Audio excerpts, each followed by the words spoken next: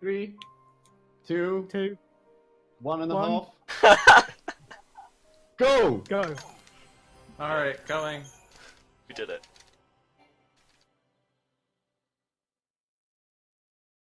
Not like the last time we did a race and left the countdown to Lewd. It was a horrible decision. Our countdowns are always a train wreck, it's fine, we're used to it. I'm gonna see if I can find a better mic and be with it. So I don't have to use my silly phone, because it's apparently not working very well. There's like a huge delay on some of the streams, so that's going to be fun.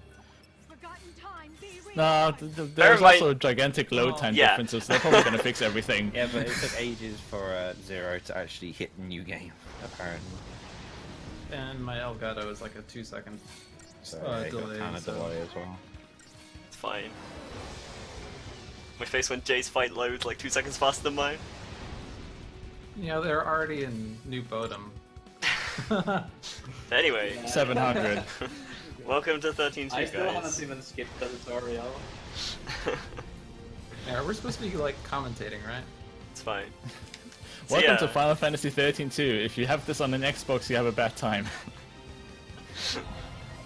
I mean, the first 5 minutes of this I'm gonna run is reconnect and do it basically at the moment. tutorial fight plus cry out loading screens, so it's pretty accurate.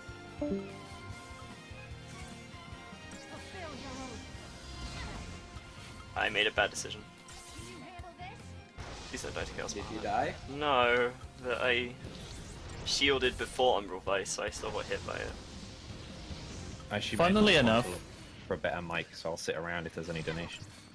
Compared to Final Fantasy XIII, in Final Fantasy XIII-2, the tutorial fight's actually probably in the top 5 80% fights that you could die to. Yeah, this fight is, if you want to play this fight Yeah. fast, you will die a lot if you play it like optimally. Which really sucks. And even playing it safe, this fight can just bullshit you to death pretty quickly. Because his Umbral Vice attack does crazy damage. Which he decided to do twice in a row at the end of my fight. Okay, I survived with 500 HP.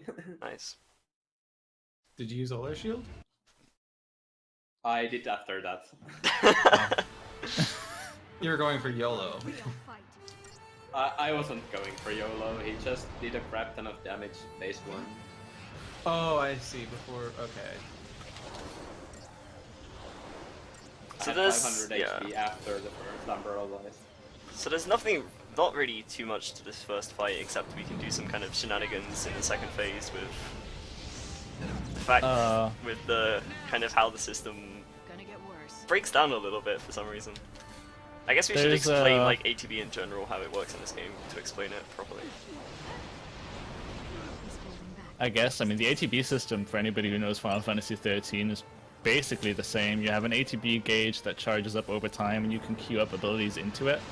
That will be executed once the certain ATB, like once the chain is fully charged, or you decide to prematurely send your chain with triangle, or the equivalent button on an Xbox.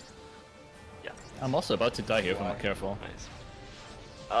But the thing is, with this fight, using focus bolts, the attack actually starts before the ATB is taken, and so if you get hit during the animation, the attack will get interrupted, but it won't steal your ATB, so you can constantly do focus bolts over and over again without losing any ATB. I'd just like to notice that I survived the second phase of the tutorial fight with 69 HP. Good job. It was mildly terrifying because I had a pulsar burst coming my way. I'm playing this Yeah, fight I pretty chose- slowly. I chose to use War's Benediction because I was not doing too good. I always use it at Megaplex, I get scared. In one of my runs today, I survived this fight with like 200 HP. So I mean, I'm this fight actually too just can kill terrified you. because I died to second phase for like the first time ever once, and then like now I don't want to ever die. Yeah. It's surprisingly scary of a fight. Like, there isn't really anything that can kill us for like an hour. Well, 40 minutes. It's also semi-annoying when Yes. when your Bahamut does like what I call acrobatics, because he just like does loop-de-loops in the air and you can't do any action during that. Yeah. seems to be pretty And random I as guess well. it's supposed to be like dodging attacks. I don't know if it actually is, but it just wastes time and it's random when he does it, it seems. It's supposed to dodge attacks, but it doesn't do it all the time. Yeah. So now that we've had, you know, 2 tutorial fights, we now get... Oh, no, what did I do? Okay, it's fine. We now get the actual tutorial fights where the game tries to teach you how to play the game. But this time it's more things like paradigm shifts and rolls, which, again, carry over from FF13 in pretty much the same way. So if at any point in the stream you ever forget what game you're watching, just wait for a load screen because it will say Final Fantasy XIII-2. This is true.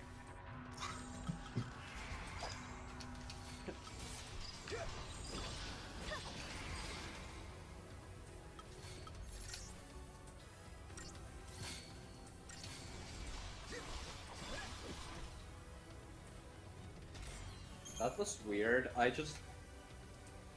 Examining the door took me way longer than usual. I went into the camera setting thing because I pressed the wrong button. Hopefully you didn't do the thing where you like loop between camera settings back and forth because one is like, do you want to keep the settings? The other one is, do you want to discard the settings? I didn't. Luckily.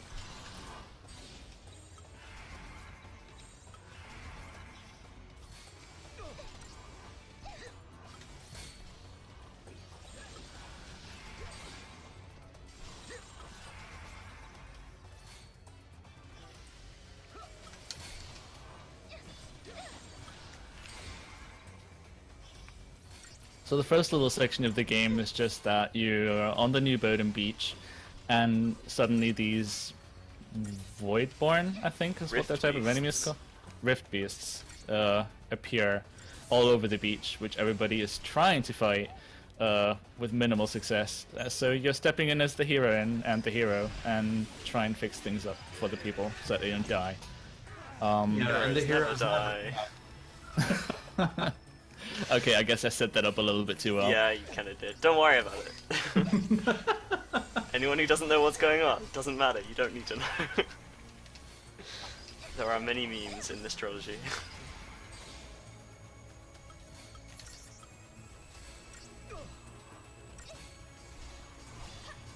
Hello, it's Planks. Can you hear me? Hi, Planks. Hello. I don't know, we'll be back in a moment. We've moved to the workshop. Ah. Hey, I got a Phoenix down. Oh, nice. I haven't been paying attention. Crap. So, yeah, I mean, at least early game our guild's kind of tight, and so we should really be kind of mainly hoping for Phoenix Down drops from these kind of first few fights, because Phoenix Down sell for quite a bit of money, and we never need them.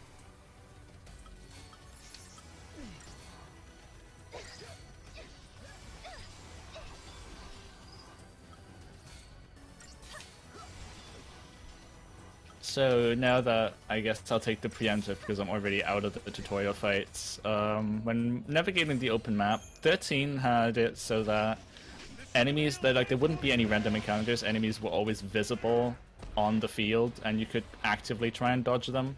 Whereas 13.2 brought back the more known random encounters, where they have a system in place called the mock clock that will trigger after a certain amount of steps taken. Although it has a variance, so.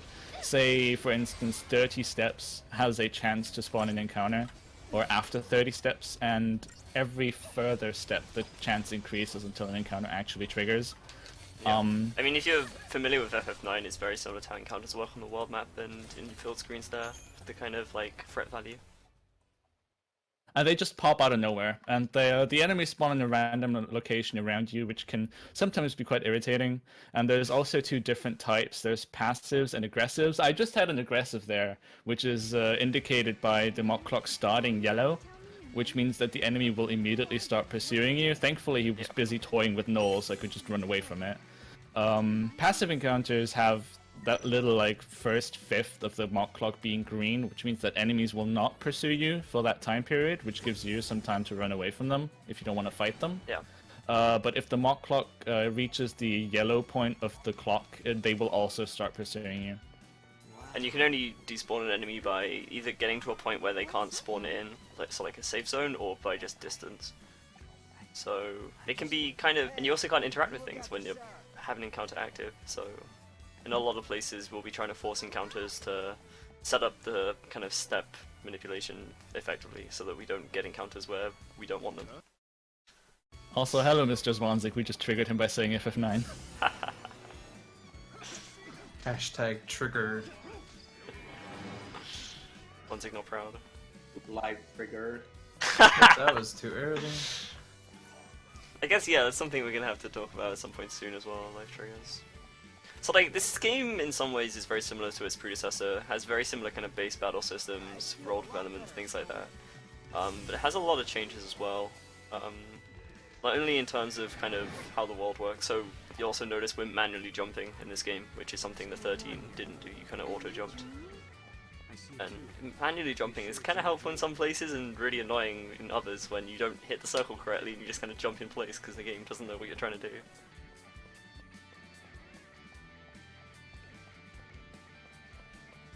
So if you played like 13 though, you would definitely recognize a lot of kind of things in terms of like mechanic-wise, it all is very similar. There are quite a few independent things that we'll explain as they come up. Speaking of pressing circle near a blue circle, but not close enough to actually trigger a jump. Nice. Good job, Jay. Proud.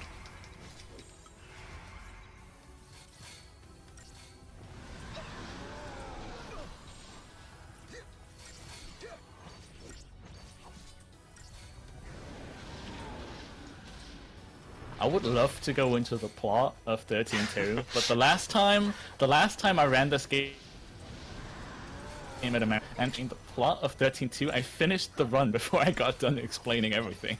Yeah. So I think I'm just not going to bother I think that's wise. this time around. So I'm now in a some sort of like fetch quest type of Pretty part much of the beginning of the game where we have to find an artifact to open a gate. Artifacts are essentially keys that open our ways to time travel. So But the cat's not an artifact, right? she literally just said that. Nice. Timed it perfectly. And this little quest consists of like chasing Mog, who is a little like Moogle companion, gets triggered by all sorts of things here in this beach, and everything could possibly be an artifact. So have to run after everything, including a cat and a little kid, and a knife. But Yes. that comes later. We also weren't really running after it. Forget about it, the knife totally runs away from you. Also, I guess now that we can actually give an opportunity for Coffee, he might want to explain what camera tricking is, because he's a little bit more familiar in that field, because that's also something coming up on my stream any second. It's true. Is camera tricking? Come on, you run 13, you know what camera tricking is. You should Yeah, know what camera tricking is. In 13, you do it so that enemy.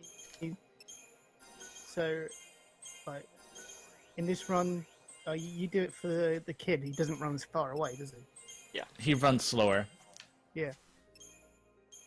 Because clearly he can't see where he's running if you can't see where he's running. Yeah, that's how it works. And this works by like pointing the camera at the floor. Which would have worked just fine if I didn't just get a Gogon upset. Nice. For some reason, in the first two games, pointing the camera at the floor kind of freaks AI objects out a little bit. They either don't respond normally, or respond slower, or do something strange. And in this case, it just kind of makes it easier for us to catch the kid because he moves a little slower. We don't So I really currently have the first instance of a life trigger. Life triggers are essentially just dialogue choices. Yeah. Well, I mean, they they're like usually don't really. they're like interactive cutscenes, I guess. Yeah, like 'Cause- they give you different dialogue choices, and depending on what you say, you get different Yeah. different text. And sometimes there are life triggers that you have to like answer a certain way to progress the game, but most of the time they just fluff Yeah. I mean, to we've get actually different dialogue. run through a few on the way to the first fight, which we didn't actually explain in GOG 1, but whatever. But there's like sometimes you'll just like run through them and there'll be like optional kind of cutscene things you can do. But those you can just generally skip as you're running through them. They don't actually matter that much. But I mean, in this case, the one with the kid, we actually have to answer correctly or we can't progress. Yeah, because he's a strong and independent kid who don't need no lunch for a year for to get info out of him. We could try and bribe him, but the kid actually really doesn't want lunch for a year. Yeah. Maybe Sarah's not a good cook. I mean, to add context in this case, Sarah's a school teacher, just in case anyone was wondering why. I guess that's kind of important context in this case, yeah.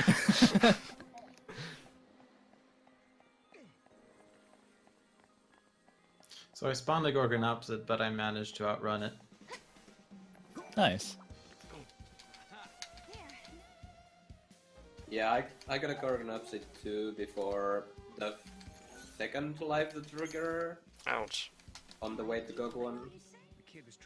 But I didn't have to fight it, so I despawned it to the live trigger. That's nice. So yeah, in early, like in this area, the only real aggressive spawns you have to worry about are Gorgon opsids, and they're kind of just annoying to fight. It's not like impossible, it's just slow and annoying. Yeah, they also don't really get any. Yeah. Yeah, roundabout. It's just that they don't give any gil or any CP, so it's like nothing you can really get any benefit of. So it's just really annoying, and it also really happens very commonly. Yeah. I mean, when we get into later areas, there will actually be some random encounters, like aggressive spawns, that we actually can't fight effectively, and they're even more annoying. But oh, nice! I just ran into a Gorgon opsid, literally ran into. Excellent. It's like the game is sentient or something. Yeah. Hey, I can catch up. Well, I was Yeah, the only one who Zero's hasn't- going to. I was the only one who hadn't had one until now, so I was happy. But I was avoiding them. Well, I had a Gorgon opposite spawn, but I dodged it, so... I'd only had Oh, passive God. spawns though, so... I just despawned the Gorgon opposite by walking into Gog 2. That They're works. everywhere! Gorgon opsid mafia. Yeah, one round I had 5 Gorgon opsids. Ow. That just sounds painful. I had to fight like 2 or 3 of them, and I despawned others, but... Oh, I just saw a shadow of a pulse for good jump where the bridge is. Ooh, nice.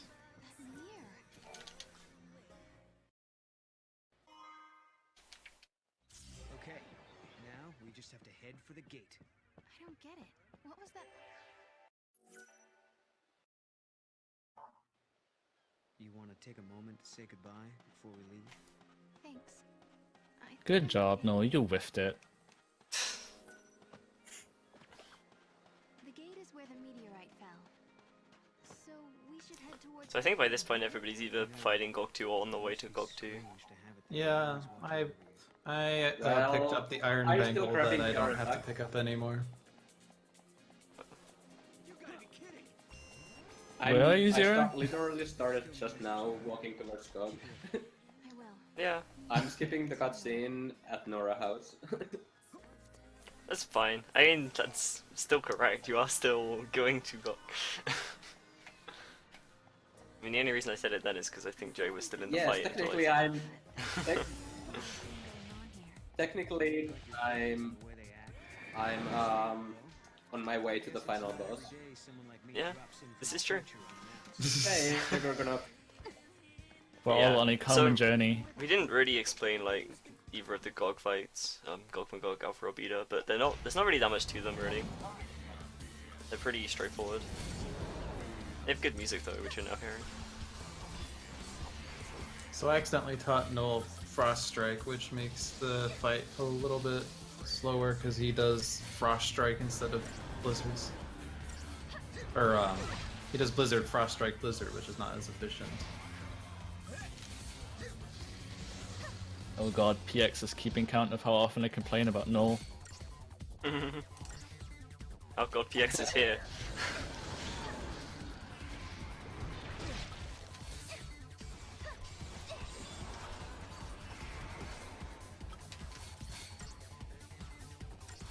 It's going to be kind of awkward to be talking about fights because we're all going to be reaching them at different points. Also, I'm quite sure I forgot to CP before Paradox Alpha. I think you did. I was kind of half watching your stream because I was just running in a straight line. It's not too big of a deal, it just makes the fight slightly slower.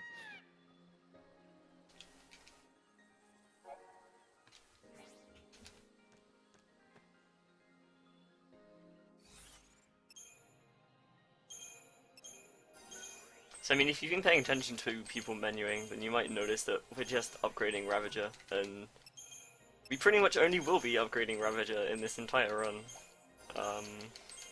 Although the roles are very similar to 13's, the balance is very different in this game, and we can get really high level Ravager abilities really early on without too much CP, and so Ravager ends up being pretty much our highest damage output. Leveling the Ravager also gives you the most magic boosts of all the 6 roles. And since Ravager, well, since we're mainly using our magical skills in Ravager, it's also helpful.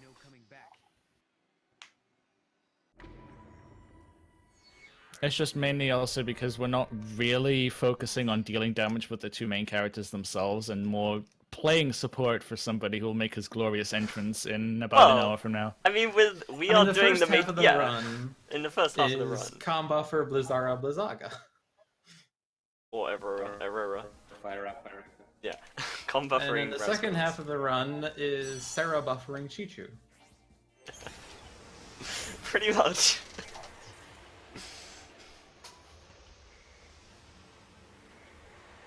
Yeah, so now that I forgot to do that.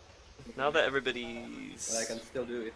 done with GOG 2, everybody's kind of moving into Pressure Ruins, which is the second area that we kind of go to. And when we're here, we actually initially get our first look at the kind of party monsters and stuff like that, which is a pretty major part of the game.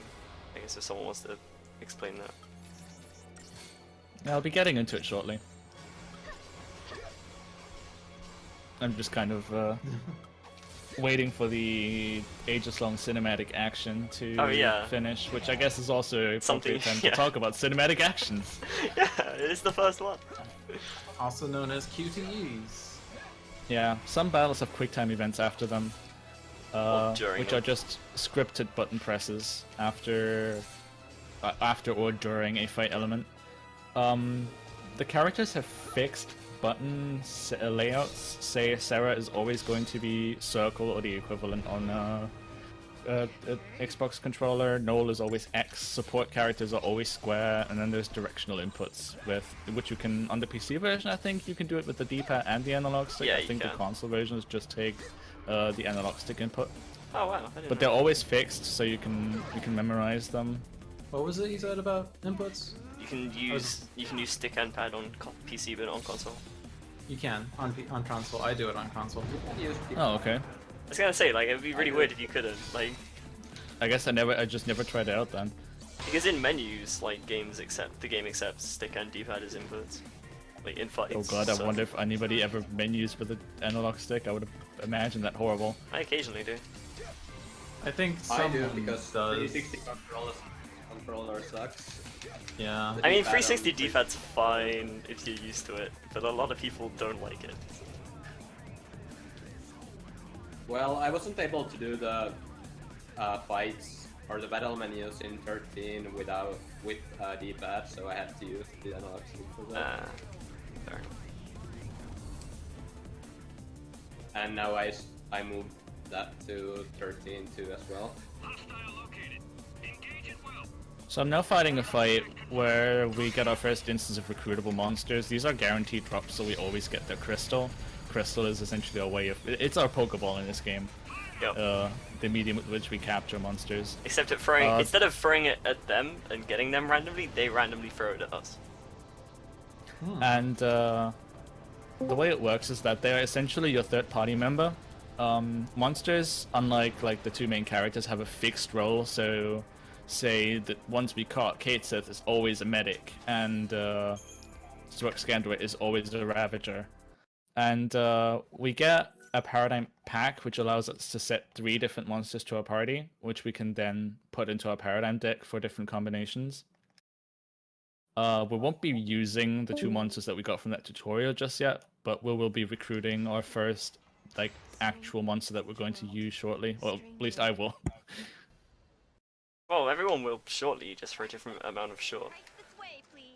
I guess. Yeah, Yeah, we will all be finishing this game shortly. Length is relative.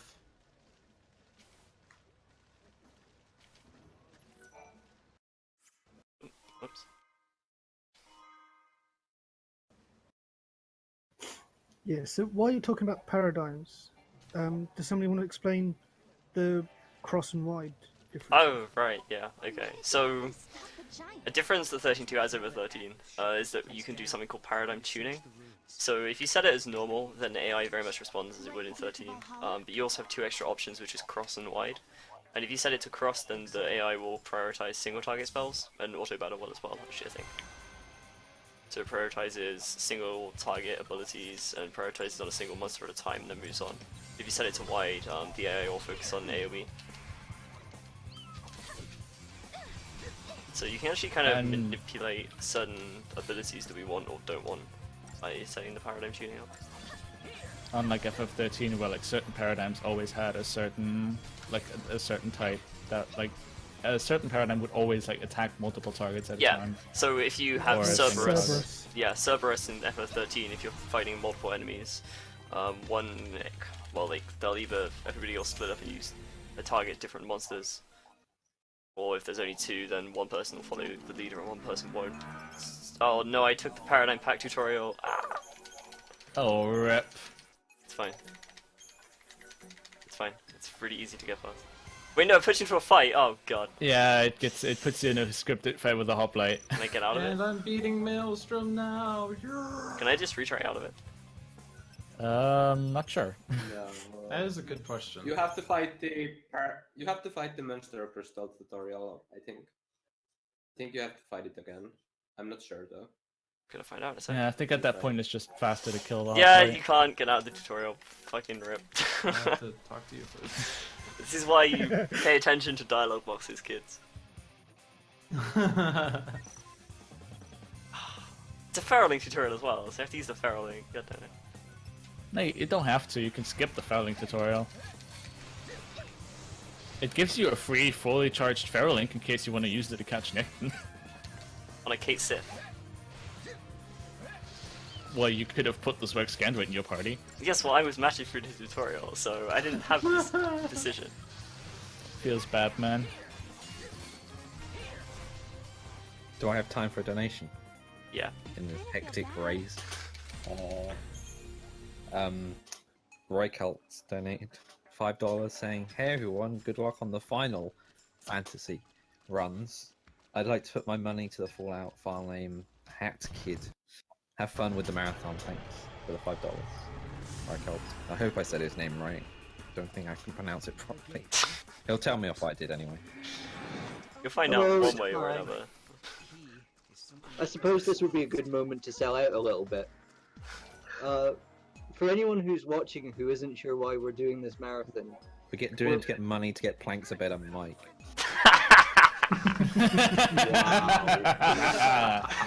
At least it's better than it being quiet, I guess. So, continue. we're raising money for some gear to go into ESA. Me and Edino, say hi Edino. Hey guys! We're currently working long into the night in Edino's garage building some new streaming stations for all the console runners. And they're going to be really cool, because what it'll mean is that the TVs are going to be at eye level for everyone on the sofas for the first time. Ooh, nice. And then some of the extra money that we raise is going to go to really mundane things that are going to tide us over until the event itself. Yeah, like the storage units. Like the storage units. I don't know if you've seen pictures of it, but it's like 18 square meters of TV stacked upon each other. It's beautiful. So yeah, because of unforeseen circumstances at ESA last year, we spent most of our contingency fund, so we need a wee contingency fund. So yeah, if you want ESA to happen, give us money. So yeah, please give us your money. We're very grateful.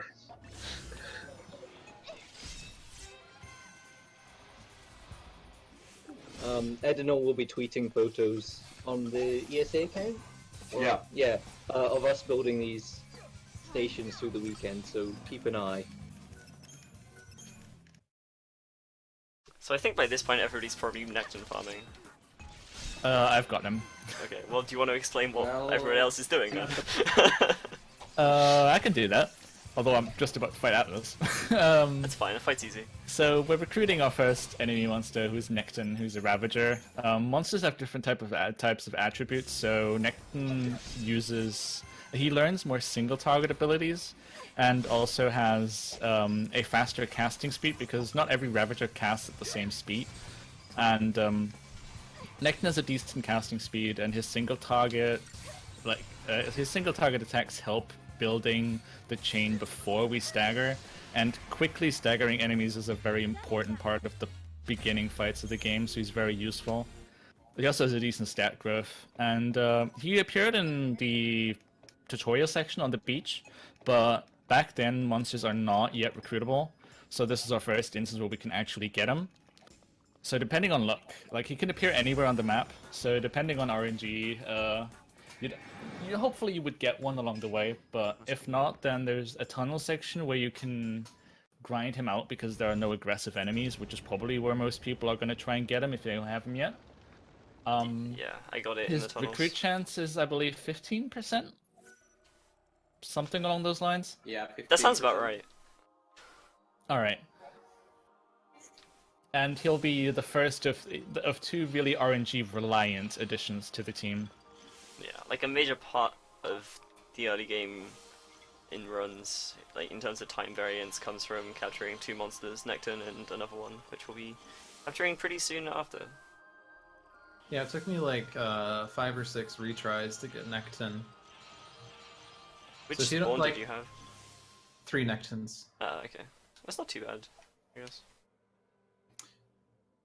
So we're retrying the fight until we see a crystal drop, because if we don't get the crystal drop, then otherwise we would have to respawn the fight, which would take longer than just retrying. And Yeah, retrying it leaves the trying spawn again. there, so you can try the fight again, and the like random encounter stays the same, which is really helpful for things like this where you want a specific monster. And I don't have a Necton spawn yet. I'm at the Chocolina already. Ouch. Sounds like we did Well, something you're ahead of me. She didn't take the monster pack tutorial and then retry and take the monster pack tutorial again. No, I actually had a spawn with 2 Nectons and a Mia Necton, which I didn't realize was a thing. Yeah, that can happen. You can either Yeah. get those or a set of 3 or a set of 4 Nectons. I've seen the 3 and the 4. I've never seen the one with the Mia Necton before. It's a little That's the surprising. one where I ironically got my Necton from. usually people don't see the 3 Nectons spawn. People didn't believe me when I had one too. I believed you, because I had seen them.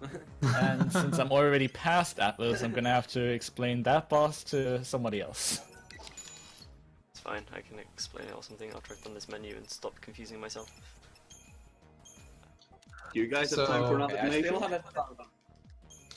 So Atlas is weak to fire and ice, and we're gonna spam that with Sarah. He only gets off 1 attack before he gets staggered, and once he's staggered, he just falls to the ground, and then you beat him to a pulp with Ravagers. Donation time. Oh, sorry, I didn't hear that. Bum. Yeah, we have Hey, it's another Necton. donation. I don't know if Edna wants to read it, or if you want me to. Well, you can read it. Okay. John, UK89, donated $25. This is to buy Planks a better mic. John for the $25.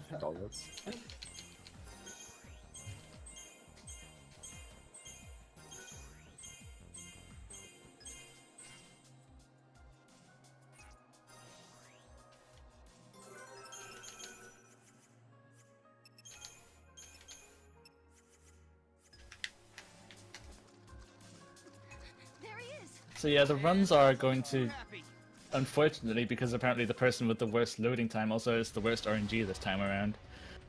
The run like in races, usually the run gets very far apart at the very beginning, just because you have to recruit 2 monsters and they're RNG, and they don't really have the highest odds of happening really fast. Although some people get lucky and some people don't, so that's why usually during races, like at the beginning of the game especially, times tend to like really diverge from each other. So Stuckman is calling me out in chat. Yes, I did almost sell my Gasol Greens. The point there is almost, okay? I didn't actually sell my Gasol Greens. It's fine. I got distracted Almost when I was only doing counts things. in horseshoes and hand grenades. Yeah, like I was just really confused doing the menu, and I didn't realize I was still in sell, and I was like, why can I not sell? Why can I not get 8 Gasol Greens? And why are there not the right materials here? And I was like, oh, it's because that's sell, not buy. Okay. So I'm currently doing the first instance of a Graviton core collecting, which is essentially a yeah. fetch quest later on in the game that we need to do to to continue the storyline. Just like know that they're there and pick them up, and they'll become important eventually. And which is also the first instance of step counter manipulation. I mentioned this at the beginning of the run, that you have X amount of steps to start having a chance triggering an encounter. And after every step, that chance gradually increases until you eventually spawn one. We're trying to manipulate this because I'll be going into Yasha's Massive very soon, which is an area that has a ton of aggressive encounters that are extremely powerful. So I would like to avoid fighting them as best as possible. And I'm manipulating my step counters to increase my chances of not having to fight anything while I'm there. The step counter resets every time you have an encounter back to 0, every time the mock clock disappears or you finish a battle successfully. And there are some instances where the step counter doesn't increment, which is if you're in a safe zone, because you can't spawn an encounter there, and if you're riding a chocobo, because you also can't fight any encounters while riding a chocobo, which is why I'm using a chocobo right now for most of my movement here to keep my step counter as low as possible going into Yasha's Massive. So also because it's faster. Yeah. It also walks faster, yeah. That's one other benefit of it. Also, just another thing to point out about the Atlas fight. 3 people have done it now, and Zero's just doing it now. But you'll notice in the cinematic action after the fight, we'll intentionally fail like the first 2 prompts, and it actually works out a little faster than winning it for whatever reason. It's just kind of a funny thing. Yeah, it's because it jumps how to it's a supposed later to part. work. So yeah, how it's supposed to work is that first of all, first here is a scene where Sarah is supposed to shoot the thing that's Atlas is whacking at us, and then Noel is supposed to do the same thing. But because you failed the first one, you get automatically teleported back on Atlas, and It skips the second set of no one prompts. ever gets a chance to. Yeah, it skips a second set of things Quick time event. and a little bit of cutscene. Yeah, quick time. So I'm in the searchlights area now, and I'm trying to spawn this massive thing, which is a behemoth, which would annihilate us if we ever got into an encounter with it. Yep. But the searchlights hinder the mock clock from progressing, so I can just stand in the searchlights trying to spawn one, and then just follow the searchlights away from it, which is what I'm doing now to avoid myself being annihilated. Yeah, if you get into that encounter, you will die. Like, you can't fight it. The quickest thing is to wait to be killed and carry on from the game over screen. And again, like in FF13, if you get a game over, it's fine. You just hit retry and carry on. So, dying is not a problem in this run. Game overs are incredibly inconsequential in the 13 series. Well, kind of. I mean, LR, but whatever. Let's not get into that. Point is, in 13 and 13-2, you can game over all you want and it doesn't affect anything. It's obviously slow, but it's better than losing your run because you died.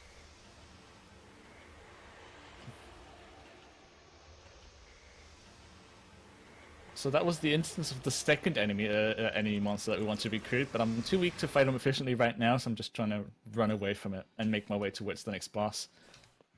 Which can also kill you.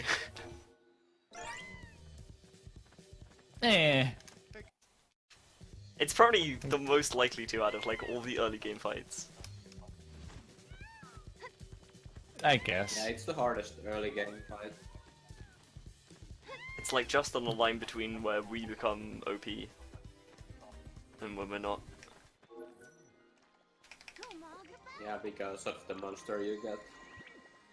Right after. Well, also because we get like tier 3 spells and stuff afterwards. Sure. So this is Aloi. I'd love to talk about him, but I actually have to concentrate, so I'll explain him after, maybe. But I got Deep Protega, so that makes the fight significantly easier. Nice. So basically at the start of the fight, he'll either do Deep Protega or Deshelga, so he'll make you take more damage from either physical or magical spells.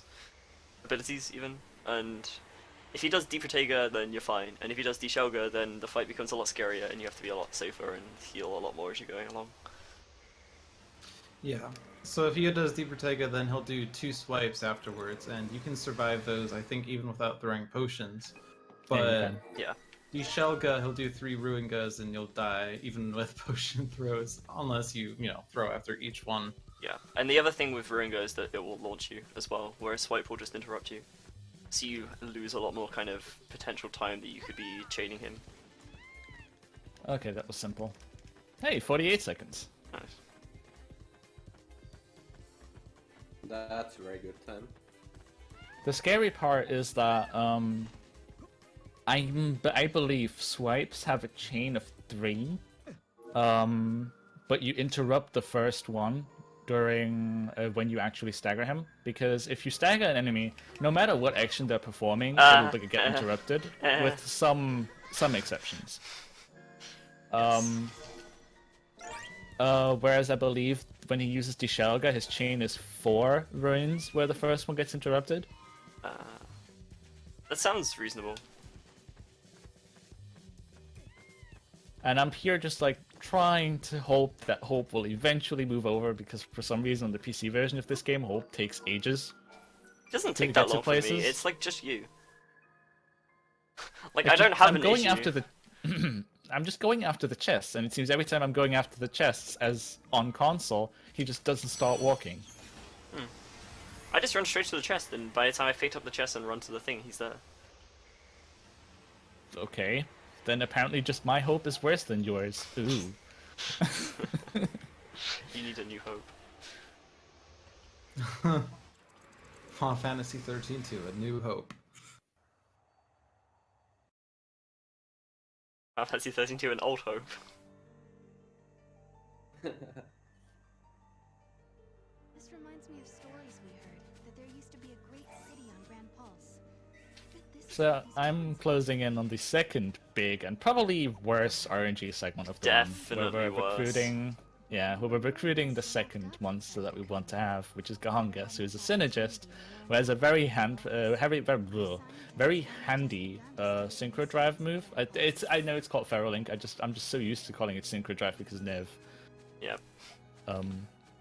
Most things in this goes a whole bunch of buffs. Yeah, most things in this trilogy have different names in the Japanese version than in the English localized version. So should I get Gongas before Aloi? I already spawned it. Yeah, go for it. Nah. Just do ACE and write D-Shell into your... before Aloi.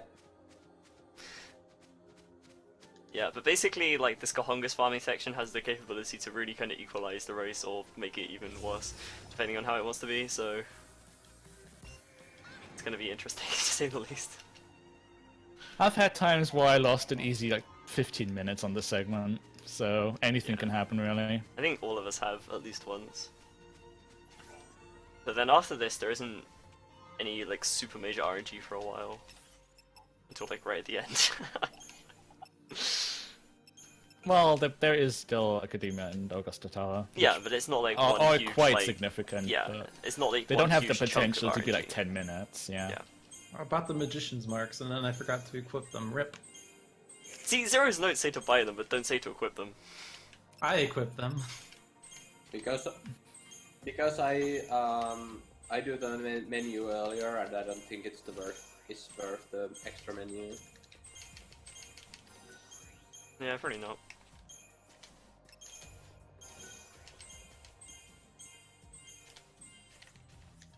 And I got him first try. Oh so... my god. congrats yay on the me, I win, guess. Nice. Gongas is believed by stories, myths, and legends to have a drop rate of 20%. Although it sure doesn't seem that way if you watch runs a lot. Ouch. It's parentheses encounter. Yeah, I still don't know how did I get like a 24th break Gongas with Ferell, which triples the chance.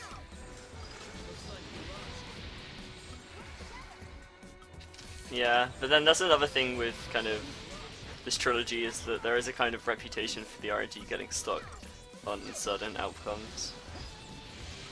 Which... Well, if it's stuck, it's never supposed to work, right? And it worked after 24. Oh my god, Yeah, that's who's the a thing. demo? No one's hurt, right? Yeah, I somehow managed to get a step counter high. Jay, I just landed on a Eurodemo while jumping down the rock. Jay, remember my Eurodemo today? One among many, yes. Yeah. The fact that you can't remember the specific Eurodemo says a lot. The one who timed me out at the stairs. Yeah. Normally I say normally, the passive Fadra, like the Padrian Archaeopolis is supposed to be a despawn zone that unspawns any encounter because villages where NPCs live and are somehow magically protected from enemies. Yeah, good However, job. the game just decided to massively nope upon Zero in one of his practice runs today, where one of the Eurodemos chased him all the way down the stairs until he timed out. Which is something I've never seen before. That's impressive.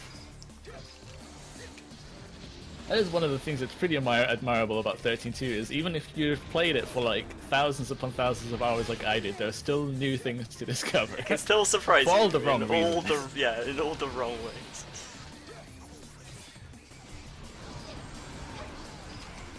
Please don't die to a low die. That would be really bad.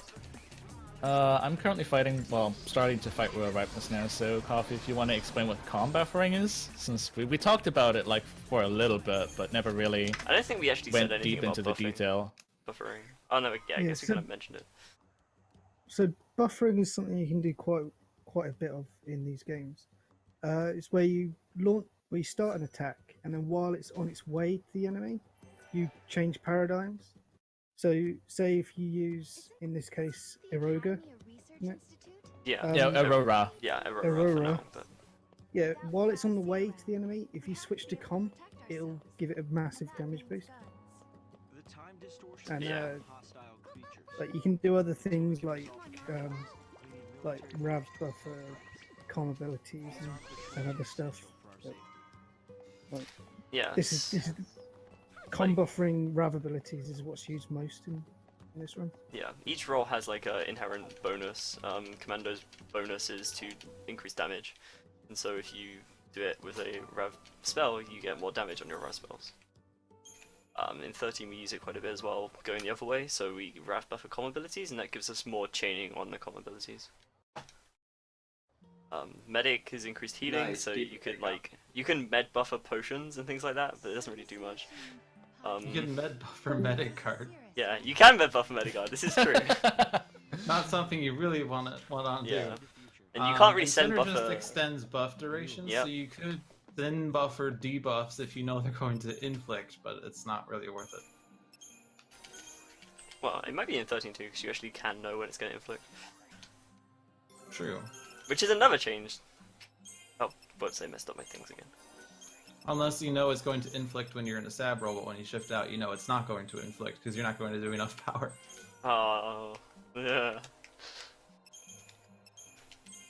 Yeah, but something that changed as well for this game, as opposed to 13, is that debuffs are less random now.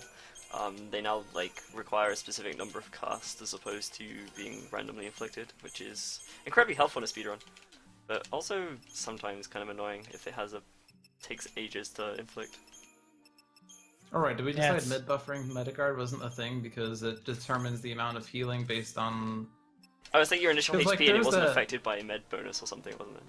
there was a strange thing where when you had poison, you used Metagard. It stopped. It Oh, would, yeah. like, stop the poison. But then when you hear the poison, you're still Metagarding. You still don't regain HP. Yeah, Oh man, that was a strange thing. yeah. And you can't really Sen buff anything because Sen is like increased guarding and there's no guard abilities outside of Sen. I mean, it's basically not used outside of common or Av anyway. So there you go. All right, third Trigahungus. Oh hey, I just had I just had mine and Zero's most favorite enemy spawn, Flambanero.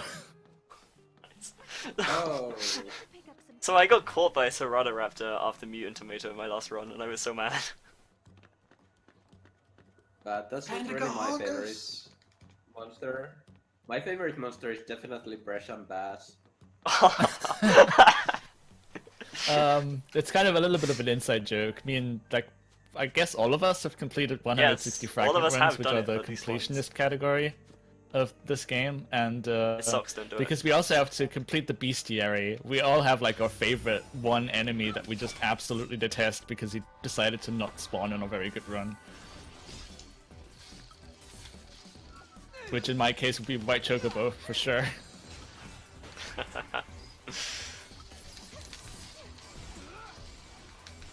I always get like 5 white chocobos while looking for Brescian Bass.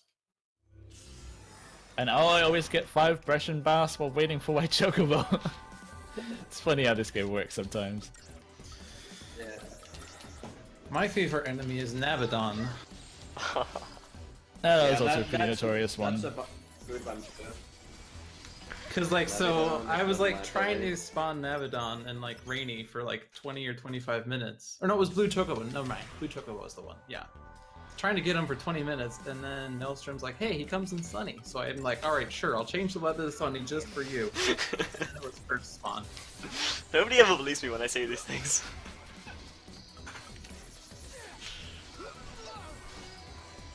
Okay, third Trigahungus. It's not too bad.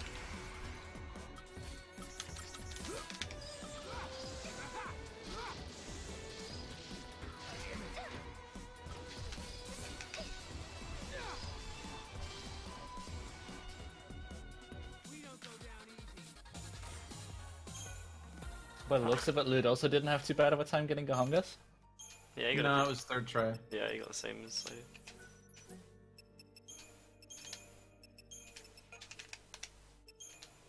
So let's see if I get the 10th Trigahungus. Oh boy. Because RNG No pressure. likes me so much. Well, to be fair, you did 2 practice runs today and had pretty decent-ish drops. So, Ooh, that's just tempting well, fate. My Nectons were good, but my Gahungas is... I think the first one was 3rd try and the second one was 5th try or something like that. And I got a Yuridimu. That's not too bad, I guess. That's pretty average. Yeah, it's not too bad, but it's not like good. Like, I only gained It's not 20 first seconds try. on 2-minute time saving. Yeah, true.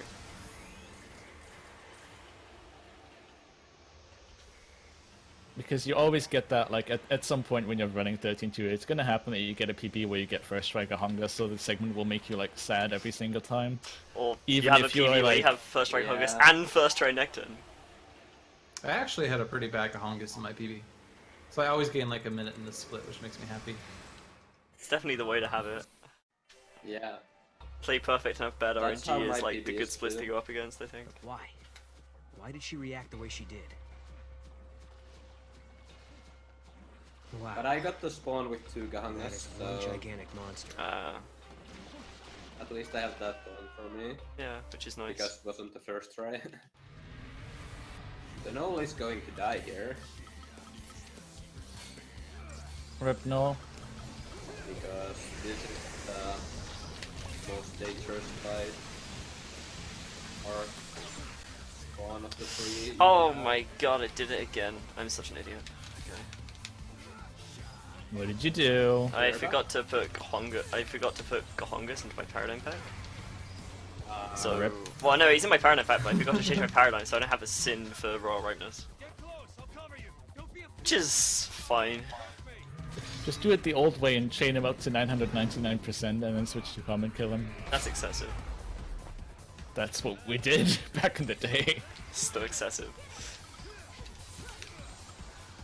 I'm just gonna play it the same. It's just gonna take longer. Hey, it's a third fight. I like to make jokes about things like that because this game has gone a really, really, really long way. No, 6 is not too bad. It's like slightly less than favorable odds, but it's nothing like 10th try for sure. I like to make jokes about that because I had the... You happy? I had the double spawn, so plus only 3 fights. Yeah, that's not too bad.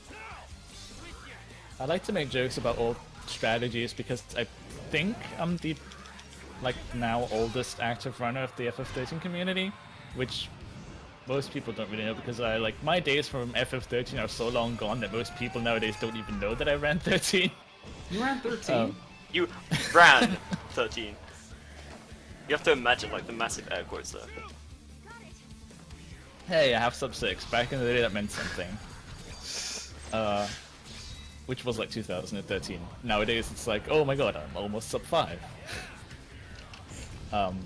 Anyways, at the very, very beginning of the game, especially before the Japanese people were so kind and proven to us the overpoweredness of Chichu, the route was interesting, to say the very least. In this case, interesting means bad. It wasn't too bad. It was definitely a very interesting route. I mean, I used Nev's Nose pretty recently, and while not completely out of date, there is some interesting stuff by today's standards. What did you use? You're talking about things here that were even before Nev's route. Yeah, yeah. Like when Chichu wasn't a thing.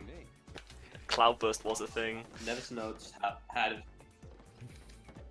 Yeah, well, what was it? Cloudburst and Dragoon? Yeah. Was that what it was? Yep. Yeah.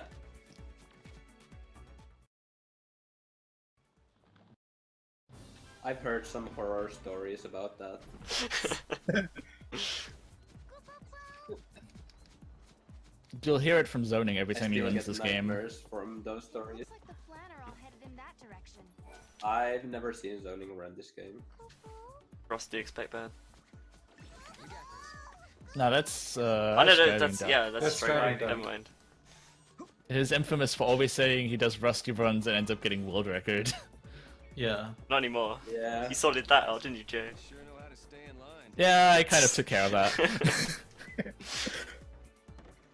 I remember the back and forth, and then you just came down and it's just it took 3 weeks, and then it was just well, no one's touching this game again.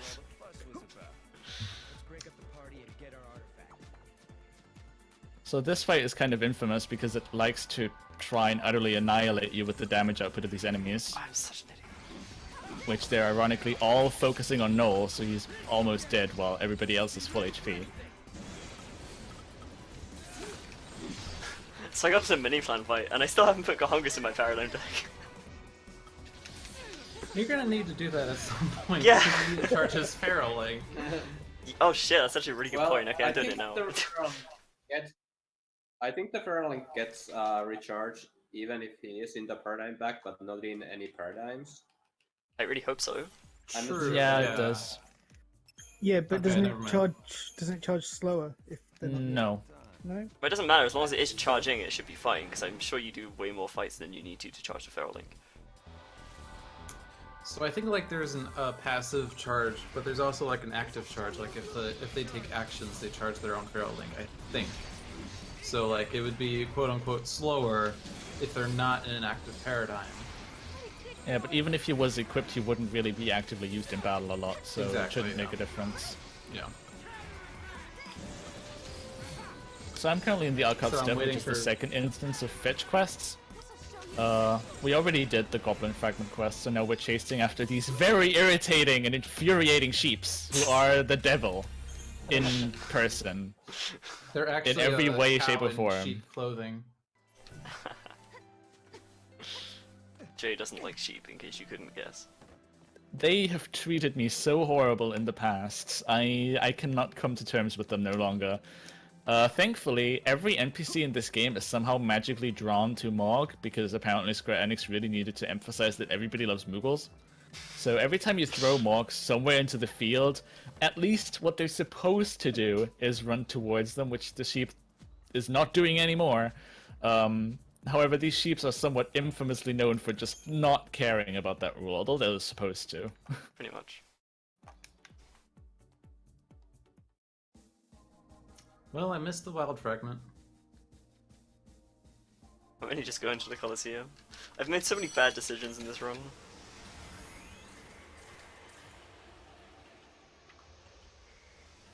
Oh my god, I really missed it. Oh my god.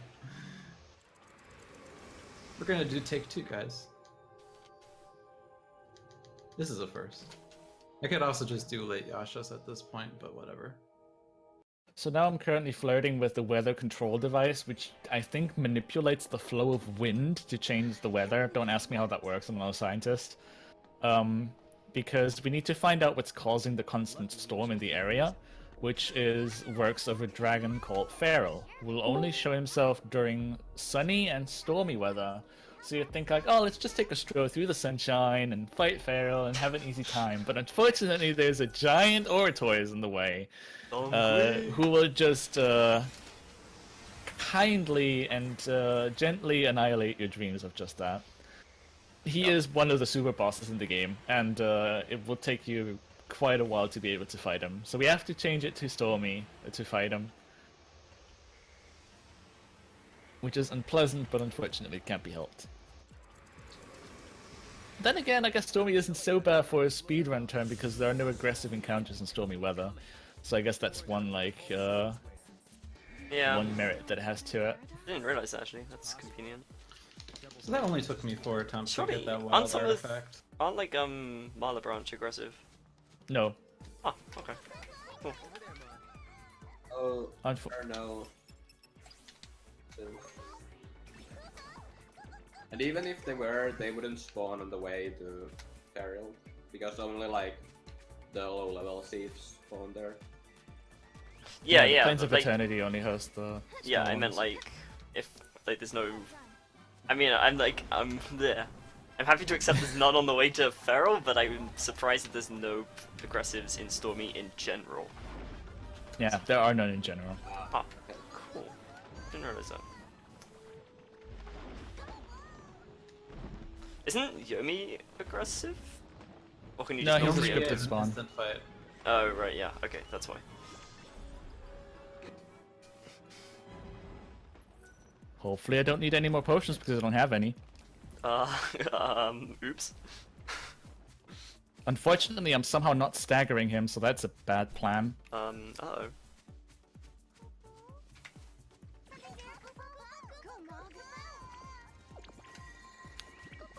I can take 2 more.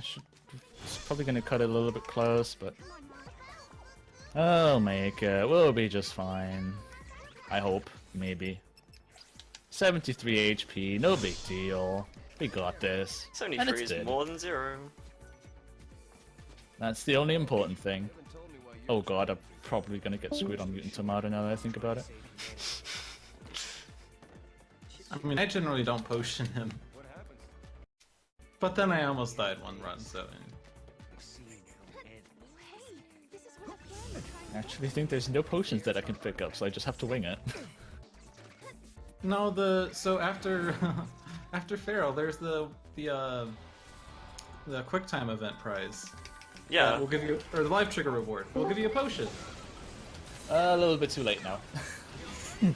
That probably would have worked if I wasn't playing on PC. True. Alright, I'm finally entering the Arco step. As Jay's leaving. I'm So not even where in the did same your area. where did all of your potions go? used them, I just apparently. think I didn't drop many.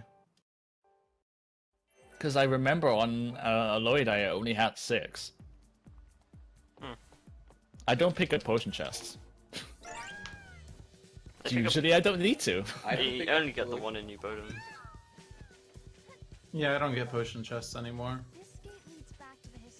Apparently I just had very few drops. Oh well, we'll make it work. hopefully, maybe, perhaps. So you used like 6? Yeah, I've got a pretty brutal Goblin fragment fight. Everybody was attacking Null, no exceptions. I'm quite sure Sarah and Necton actually never took damage in the entire fight. Like, I'm not kidding. Thanks, game. So I too am now on my way to the Archeal Step. I am going to send tank these attacks now because I can.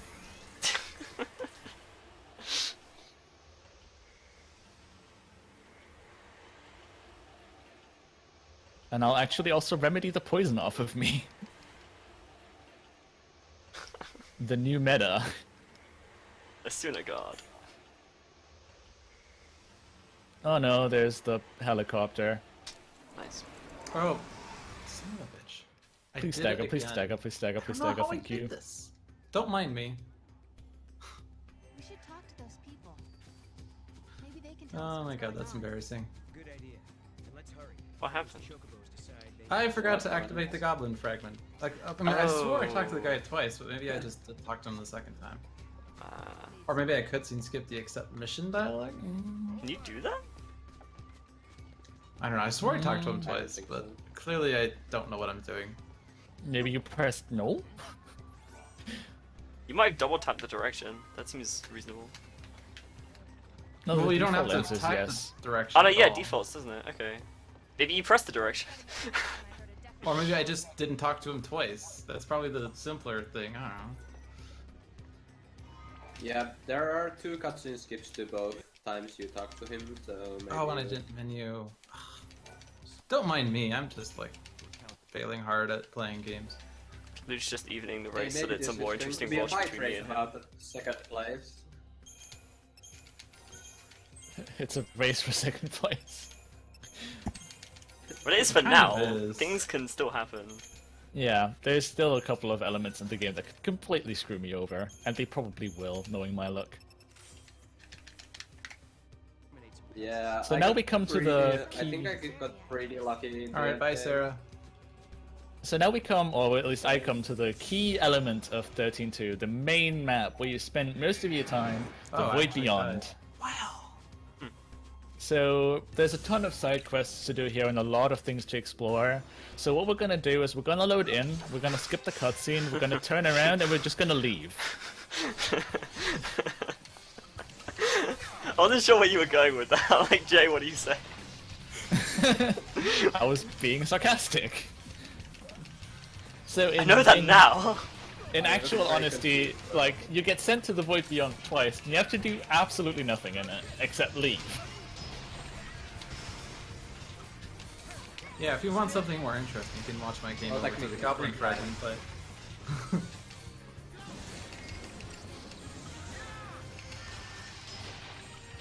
Hey, we are in the same area then.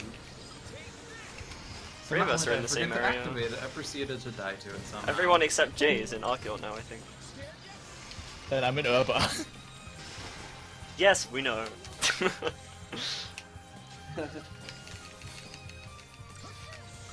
We had this gimmick before. I should have gone to her, but first. That actually works, it's just kind of slow. And Yeah, we know. dangerous. Zero did it in the run, in a race last week. Yeah. Okay, that wasn't that the one where I was sick in and couldn't. Yeah. Apparently, I missed Yeah. out. It was pretty amusing. Yeah, I guess to recap, Jay is winning, me and Lewd are pretty even, and Zero is trailing behind. I'm not the really leading through, man. not really through any fault of his own. Zero got absolutely trolled by RNG.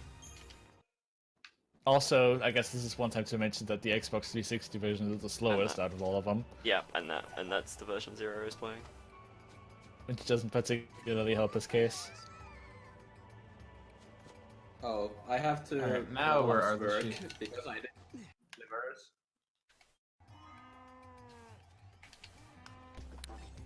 So infusion time. Ding! Bodhum? Ding ding ding. Oh wow. Okay. What is this encounter? A chocobo. Nice.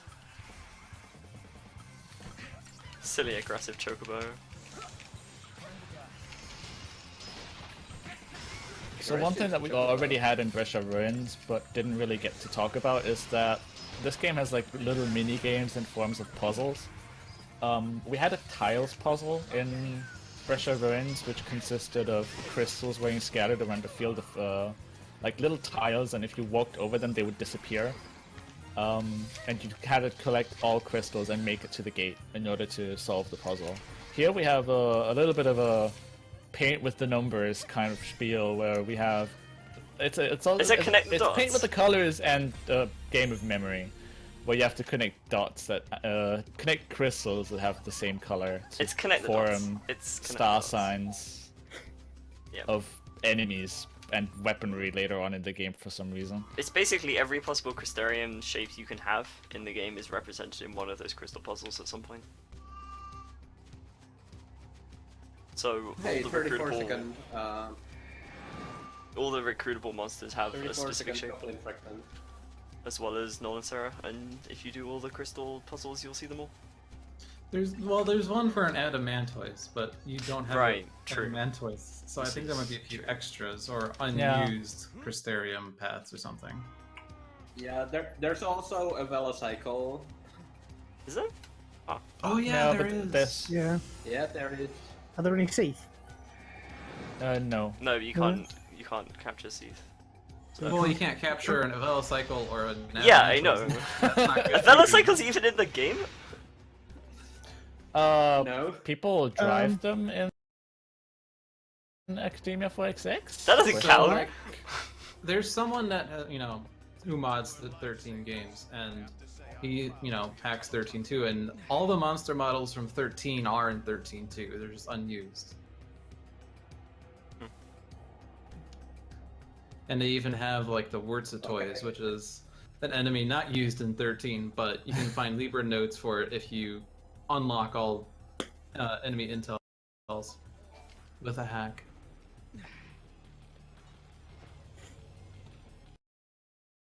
Okay, I had very bad sheep. They just weren't listening at all to the mob. Meal time's over. Which is one of the case examples of me complaining earlier that they're completely disobedient. Yeah. Uh-oh. I just But started I got dropping an a load of encounter frames. right before the Cactuar. I just started dropping a load of frames, so we might have an issue.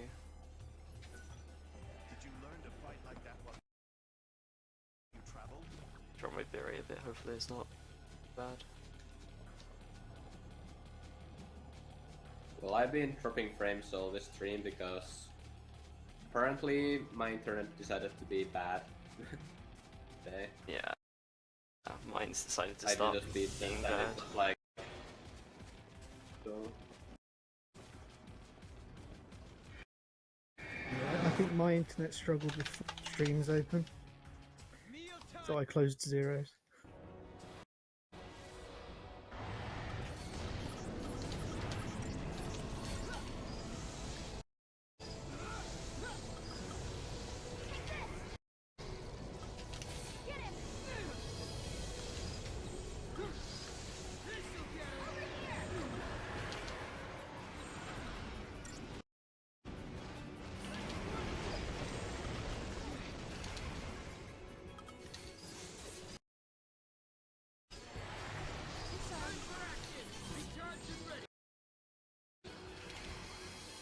Thankfully, there's no clock puzzles in the any percent run. Clock puzzles are great, what are you on about? I like the clock puzzles, but not when you had a time limit. Yeah, the time limit ones are the I like worst. sitting there and working them out. But then I ran out of time. I mean, clock puzzles aren't that bad. They're an NP complete puzzle. You just have to find the Hamiltonian path. Yeah, man. It's good shit. Yeah, learn your math. Yeah, this is also one point to mention that the 13 speedrunning community for some reason consists of an overwhelming amount of math nerds. And a single chemist. Eyes one and a single chemist.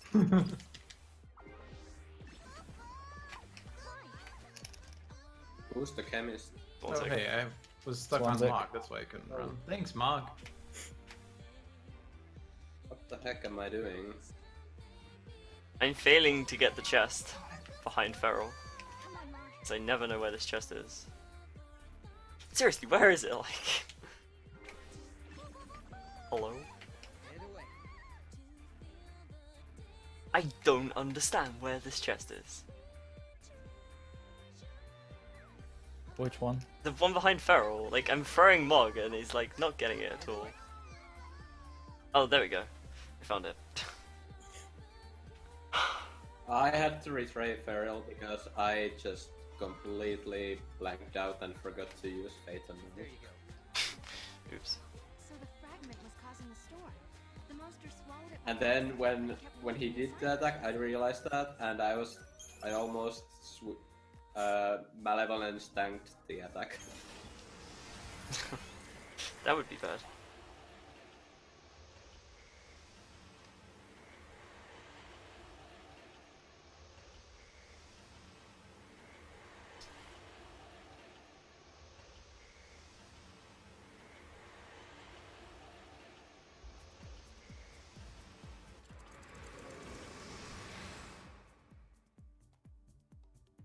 My internet's dying really badly right now. He's gone off to fight on his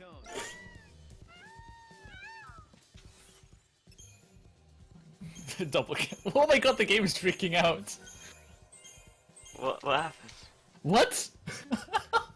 The game just massively glitched out on me. I killed Caius and he killed Sarah at the same time, so the UI started to flicker wildly. Caius's HP went back to full and Noel and Necton continued to attack him. And then the screen transitioned to the cutscene. Ooh, that was interesting. Yeah, I have that happen to me one, too. Except it was Noel who died with Caius. So, Caius Balla is a character you're gonna see a lot in this game. He's essentially the main antagonist, and his main goal is to destroy the timeline to break the ever-ending cycle of Yule's rebirth, who's currently on screen right now, if you're watching on my screen. She's cursed to see the future, but she dies of young age every single time because every time the future changes, or every time she sees the future, her lifespan gets shortened. Yep. And Caius is her guardian, and it is his mission to break the timeline so that the never-ending cycle of her rebirth stops, because he's kind of tired of seeing her die every 10 years. Yeah, specifically he's trying to kill Etro so that Etro's gift, which is what allows you to see the future, is removed, so that she doesn't have to die anymore. And Etro is the goddess of death in this game. As you can tell, the story is incredibly involved. Actually would take forever to explain, like, not even joking. I've mentioned this at the beginning of the run. I tried to do this in a marathon before, and I finished the run before I got to explain the whole plot of the game. Although I'll be able to give a brief info on who Etro is and why everybody has it out for her a little bit later. Etro's gift? Is that some kind of Lassie power? Well, now that you mention it.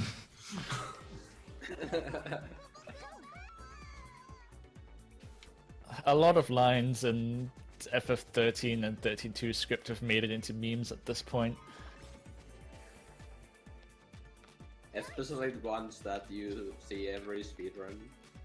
Not even ones you see every speedrun, just ones that stick with people.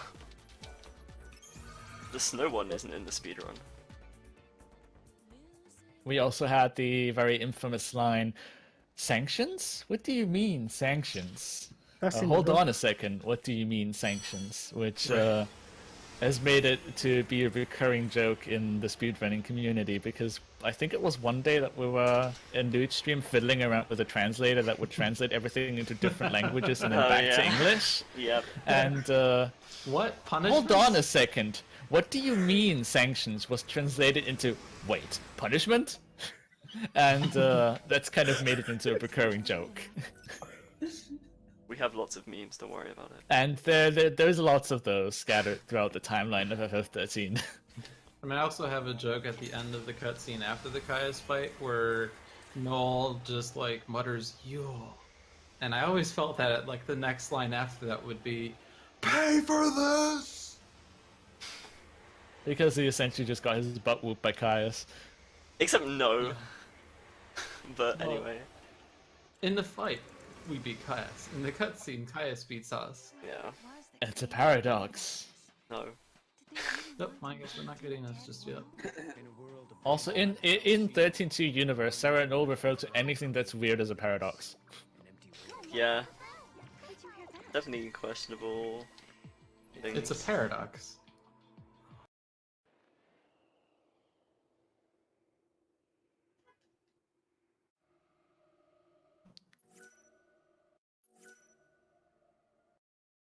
I guess if you were to like work in a field where you would solve paradoxes, you'd become paranoid at some point and think everything's a paradox.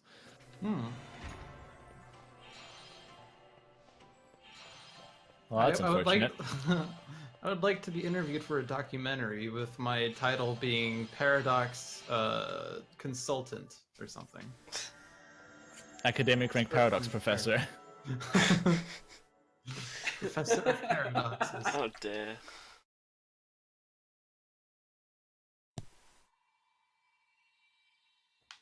Good luck if you're not getting that. In a run, I mean.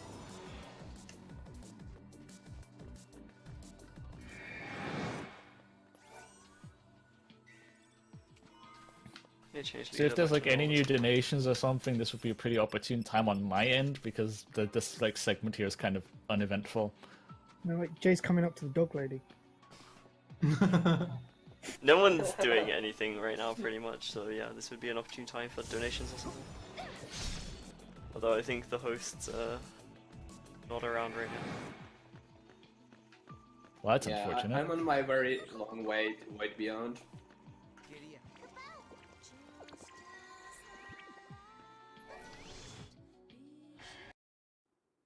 Don't worry, guys. I'm only gonna get one Scarlet Eye, and then I get screwed over by the final bosses over and over again. Please do. No, Please you're also gonna get no only drops. also only aggressive encounters in Augusta Tower. And no Orion. Yes, yes. That would be a miracle if I Well, managed to get no Orions in. No. There's no new donations. What's going The last one. I'm sorry, guys. So we got to send out some more. Come on, guys, you gotta give Zoton something to do. Yes. I'm doing a lot already. Don't worry. Sure. Last I checked, Planks does not have a new mic yet, so get on that. We all know who is going to get no adrenaline and no Scarletites. Lewd! Especially since I got them both in my last run. Don't worry, I'm just gonna get the platinum ingot. Ah. No problem. Hey, we did it! One difference. I knew you'd do a Koopa Koopa. So this game loves trolling with odds. Maelstrom was doing a run not long ago. Yeah. Well, at least I believe it was Maelstrom. It was me. Who It was came like up last to week, one dude. of the last bosses of the game. And they drop an item that sells for a lot of gil called Scarletite, which is going to be quite important for the gil routing at the end of the game. Yep. There's two bosses and they each have a 90% chance of dropping it. Guess who got none? Which Yep. is a 1% chance overall of happening. It gets better as well, because I had 17th try Hongus in that run, which is like a 1 in 200 chance or something, so... That was a great run for RNG.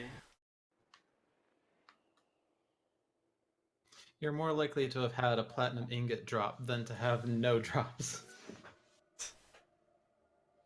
And platinum ingot is also ridiculously rare. I think factored in all multiplications, you have a 3% chance of getting it. Correct me if I'm wrong. Yeah, I got a platinum ingot. I got one, yeah, like yesterday when I was practicing.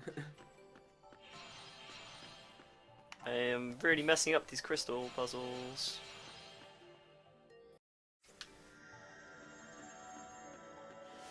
Which one are you at? Third anomaly, first puzzle. I didn't get to the first crystal in time and everything just kind of fell apart.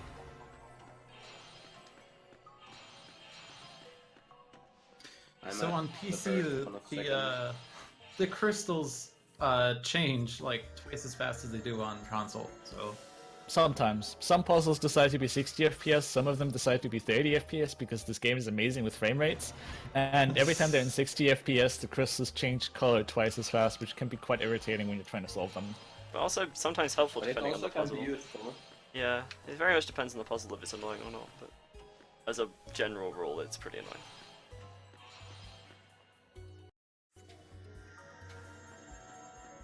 You manipulate the puzzles, however, because normally they swap colors at certain intervals, but as long as you're holding onto a crystal and are linked to it, the crystals cannot change color, because otherwise that would make the puzzle unsolvable.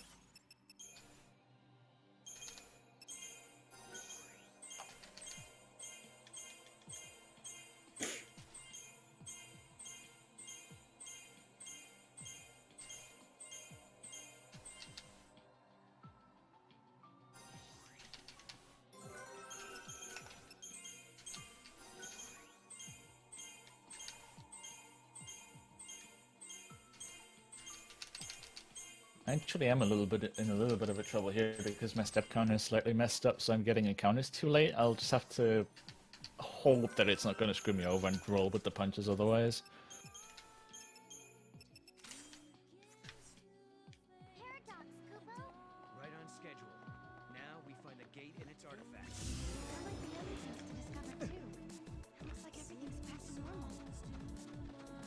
And I forced an encounter there because getting an encounter in these stairs is extremely brutal. If there's a chon-chon, it's next to impossible to get away from it. Oh, yeah. That's not fun. Over there, Mark.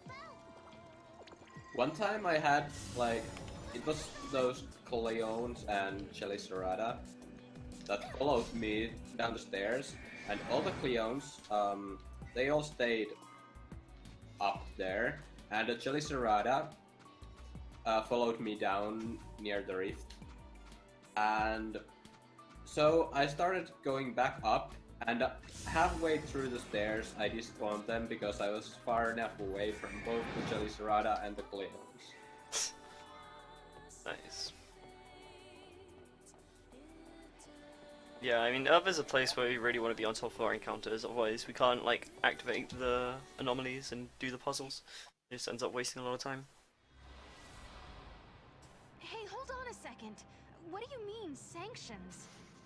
So unfortunately, I had an encounter that spawned a little bit inopportune, but I could just retry and spawn it elsewhere and then get away from it.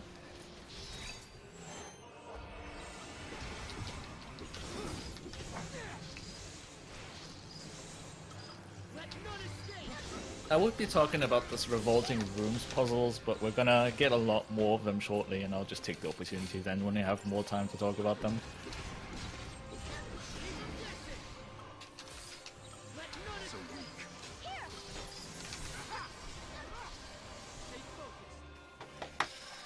You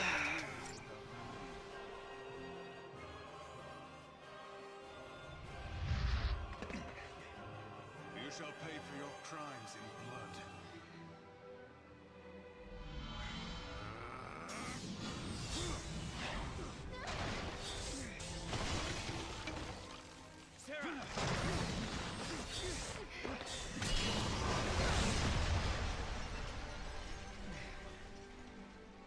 Stop this, Caius. I am not going to fight you.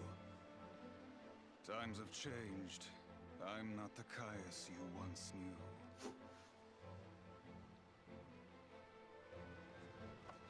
To change history is a sin.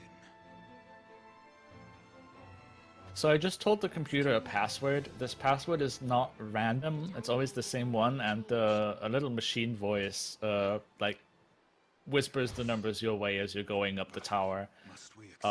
However, since the answers are always fixed and it's always square or the equivalent of a 360 button, I don't really have to worry about it at all. You change the future, you change the past. I would like to believe that the buttons for the passwords and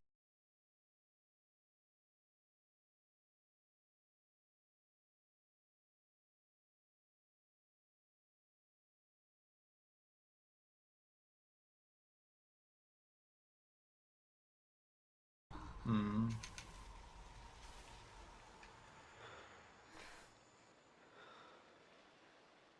You will.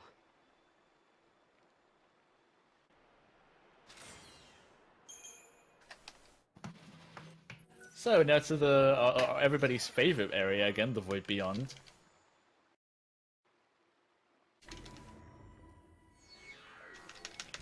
We're going in it a second time, but things aren't really much different from the last time we were in there. It's just exit and be done. Well, except grab a chest, but yeah.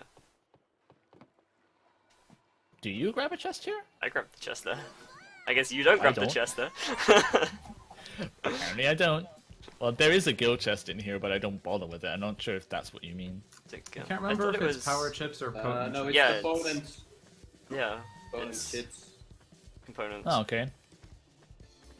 Yeah, so if you get those potent chips and you get an Orion on the elevator fight, level them immediately and get adrenaline with only potent chips. Mm-hmm. I usually just get adrenaline at the end of the tower just with potent chips. Well, yeah, you'll certainly have enough potent chips by that point. But if you want an earlier adrenaline, then There's just no real benefit to it because most of the damage output comes from Sarah. Cool, that was close. I almost didn't get the Graviton core and jump back on the Chocobo. That would have been irritating. Can I get on a Chocobo when... Yeah, Mog's doing chest, cool.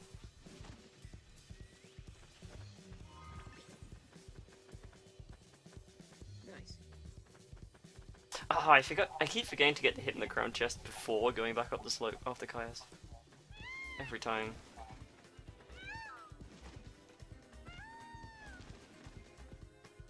You know what we should have entered as a donation incentive now that I think about it? We should have entered, which would have been super fun, doing, whether or not doing the Academia 500 AF without anti-grav jump. You can offer that. Oh god. And you can have fun with that. I'm not gonna join you on that one. I mean, you can do that anyway if you want to make it a fairer race. Except that I actually know how to do it, so it wouldn't really make much of a difference to me. Because this game is kind of like a category that, hey, I got one kill. A category that nobody really knows about anymore, which is called no friendly monsters, where you beat the game without using monsters at all, any percent style. And in that category, you actually do Academia 500 AF without anti-grav jump. Why? You don't need extra gills, so you're not going to serendipity. I guess. But is it actually like similar speed? I would have thought you'd lose It's time from it. faster. No. You can do I assume it's the just not safe. jumping puzzles just as normal. It's just riskier, yeah. Yeah, it doesn't sound like fun. Because you can't jump as far. You can't dodge monsters as easily either. What was it looking for up in the sky? Future, maybe? Which is why I'd have an issue with. Ah, you're a dimmer spawn, no! I had a Urdimi spawn, but I managed to dodge it. So I'm I just just gonna- got our Lord and Savior Chichu. Chichu is a little seedling who looks absolutely cute and adorable and will annihilate you if you turn your back towards him. He is one of the best non-DLC monsters in the game. One of the best non-DLC commanders. He has high And specs, doesn't we essentially just use him and cater towards him in any which way possible to defeat future bosses. The main reason we get him is that his stat growth is good, while not the best, but he's really fast. It's like Yeah. obscenely fast compared to other commando monsters. I hope my baby's okay without me. You will get plenty of display time of his abilities down the line. In this area, we don't really use him that much, but the things will change, don't worry.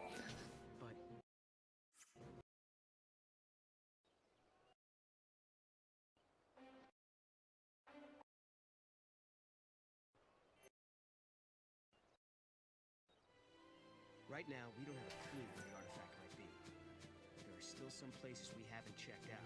We should try asking some of the people around here. They might know something that will help.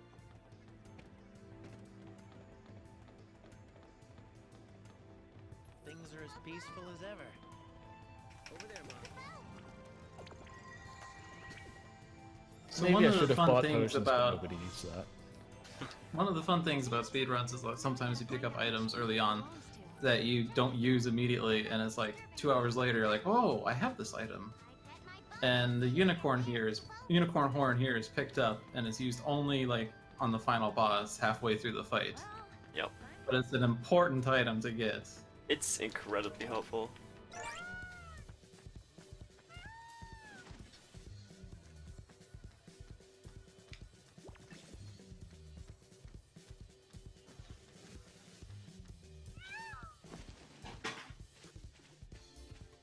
So, we got another donation. Woo! Can I read it? Yeah. I'll read it. Yeah. On Two Flanks donated $19.99 saying "Blaze it," which takes our donation total up to $420. Yeah. Thanks, Flanks. Nice. Nice. I noticed that a lot. It's pretty great.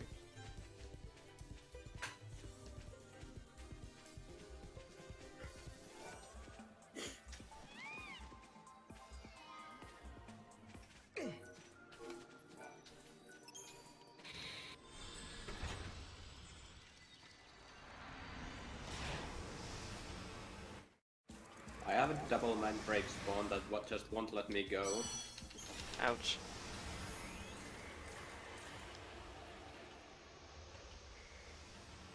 I mean, they're not too hard to kill, really. It just takes Yeah, a I while. know, but seems like a waste. I had to retrade 3 times though. Ouch. Good job, Sarah. You just missed a Firaga on point blank range. Excellent. Just like that.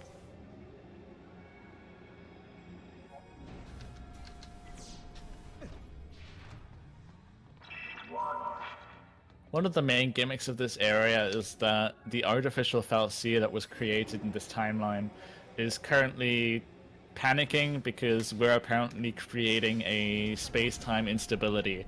And the only logical solution to fix that is annihilate the entire citizenry. So everybody's turning into Seath. Yeah. Well, the solution isn't to annihilate the citizenry just because. The solution is to turn everybody into Seath to annihilate us. Which isn't really very effective. No, I mean, it still works just as well as you expect it to, but the actual motivation's a little bit more subtle than initially discussed.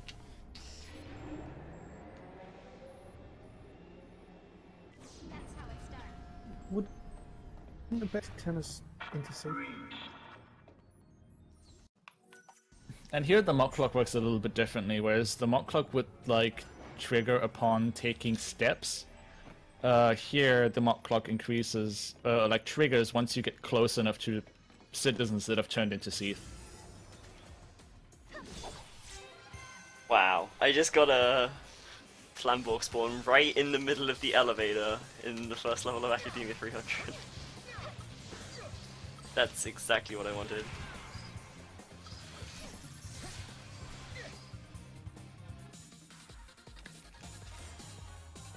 I unfortunately got a rare occurrence of that that taxon that you would usually use to avoid an encounter turn into a different direction, so I couldn't use him and had to fight something.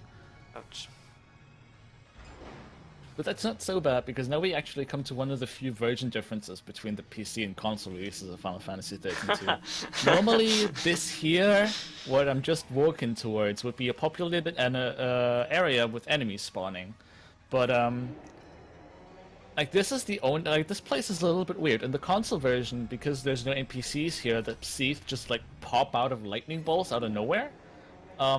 Which makes it almost seem like the enemy spawns in the console version here are unintentional, which would explain why they were removed, because it's supposed to be that all the humans that are in Academia would turn into Seath. But this area is the only one that is different, because there they just pop out of lightning bolts. So on the PC version, there's no spawns here.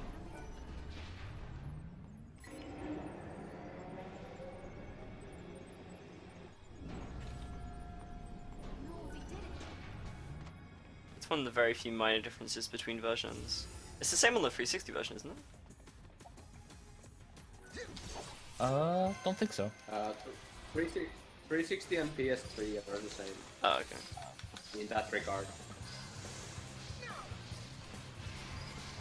I have had one occasion though where I did not get a spawn there for some reason. It was really weird. And it has only happened to me once.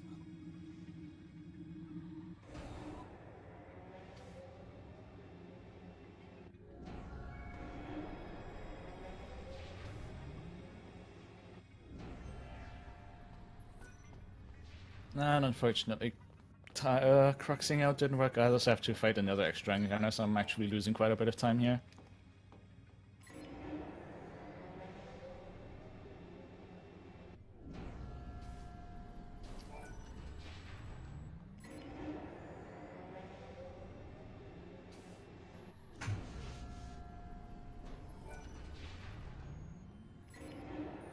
Actually, wait, no, never mind.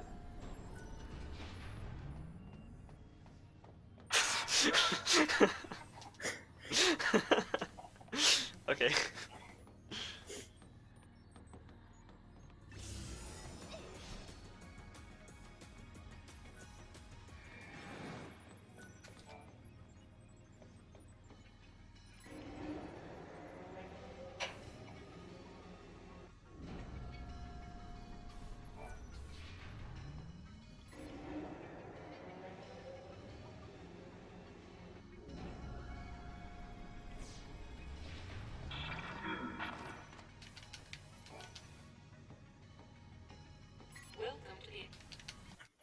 So I'm at the place with full of awesome Zer dialogue. So I'm really happy that my current route has no lead, so we can hear them, or you guys can't, but I can.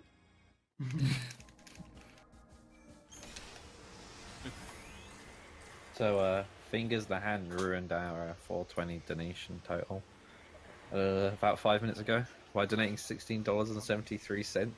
I assume that's from some sort of a money rate conversion, not just he randomly put those numbers in.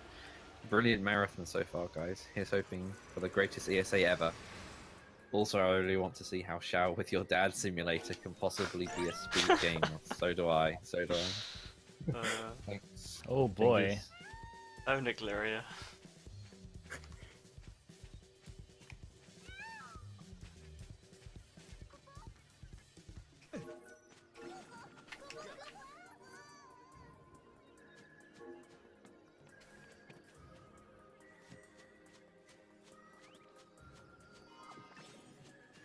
There you go.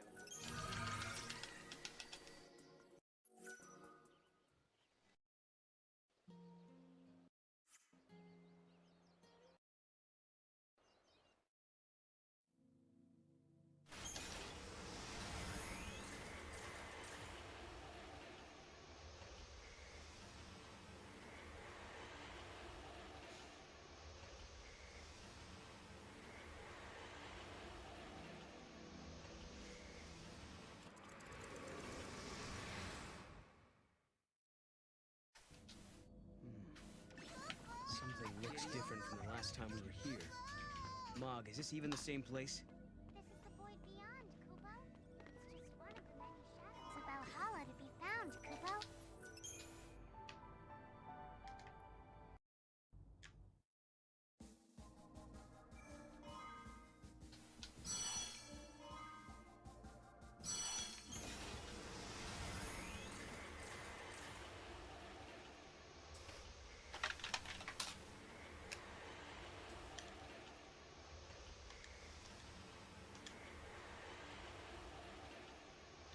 Alright, now I'm gonna get Chichu.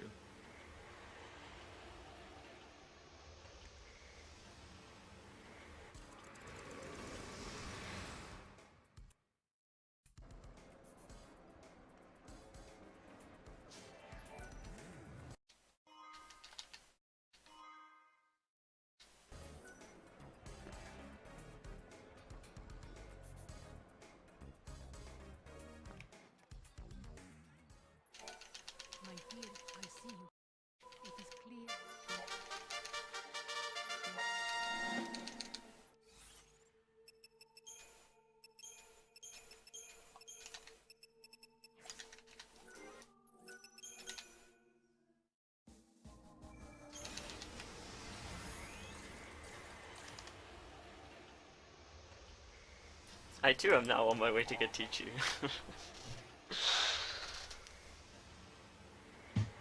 And I take it from chat that Jay's on Jay Zenobia. is Zenobia, okay. I just beat So I'm Zenobia, at least yeah. in the same map as Jay. Yay! This hasn't happened in a while. For like 2 seconds.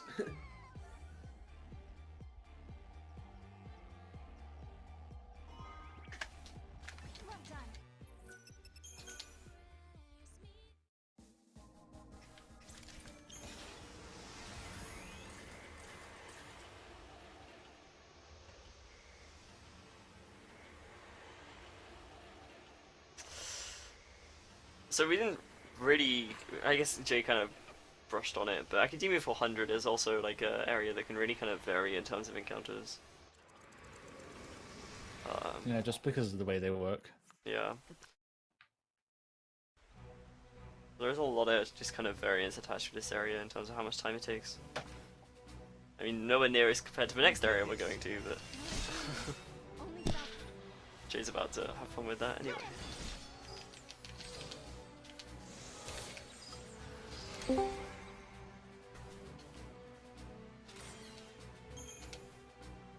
gotta stop.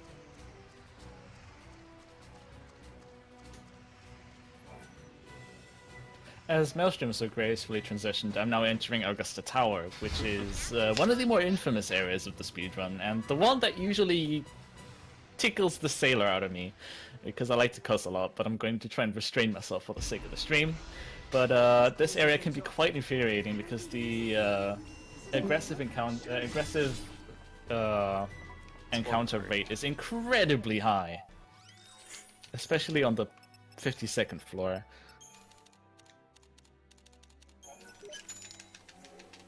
Also, to note, there's a lot of like narrow areas and stuff you have to walk through, so it's very hard to despawn encounters even if you get passive ones sometimes.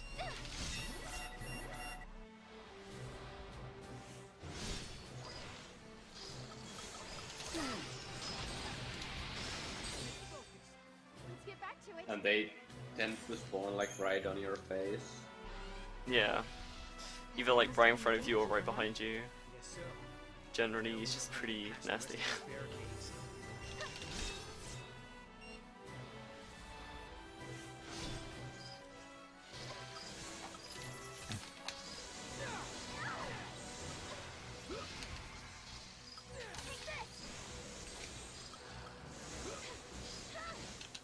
Fence up, please, nobody. Okay. And somebody in chat asked whether or not I'm using keyboard. Now I'm playing this with a PS3 controller, it's just that I have the keyboard button layout because it's the default and I'm just too lazy to change it. More specifically, he doesn't need to change it because he knows what he's doing.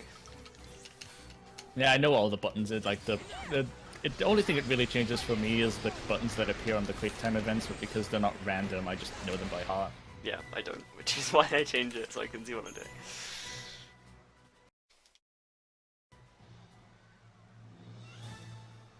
On the first terminal, I have to examine all 4 computers. Here, it's kind of random. It could be the first one, it could be the last one. It's just the third one for me, which is not the best, but not the worst. Where we can enter the password that we have to confirm with X, speaking of my in-joke that potential in-joke that I mentioned earlier. Conspiracy theory.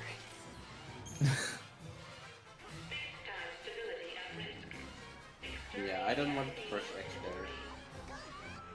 Yeah, that would be a bad plan. Well, the only thing that really happens is that the computers freak out and you have to enter the password, like you have to examine the terminals again. Well, see, on like 360 it's XNA, which is like a game framework that Microsoft developed, so that's almost an in-joke in itself. Oh, I got the Taxon fight, rip. Okay, so I might not be able to get costumes, but guess what I have? What do you have? No one's guessing. I don't know. Mini plan figurine. I'm trying Oh! Mini plan figurine, no, Oh, nice. Oh, whoops. I accidentally spawned the spawned. Taxon. Nice. I accidentally lowered the platform again. I actually didn't know that was possible. Learn something new every day.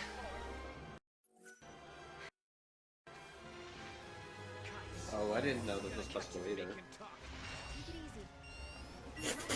As I mentioned, I've been running this game for what, 2 years at this point, and I still find new things. Okay, good. I made it through Grand Avenue without too much of difficulty. Makes me happy. Cool. So the taxum despawned, so... Oh, no, but I got stuck in a fight, so rip time. Oh, but here's the fight, so I'm just gonna fight you. Jerk. These two ghouls! Oh, hey look, it's 11 PM, my internet stopped freaking out, what a surprise. God damn it.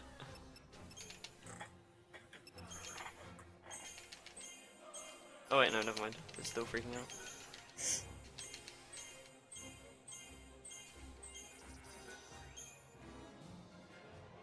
Here we have our first instance of an enemy that's an optional, kind of optional, but still kind of wanted recruit. The Orion.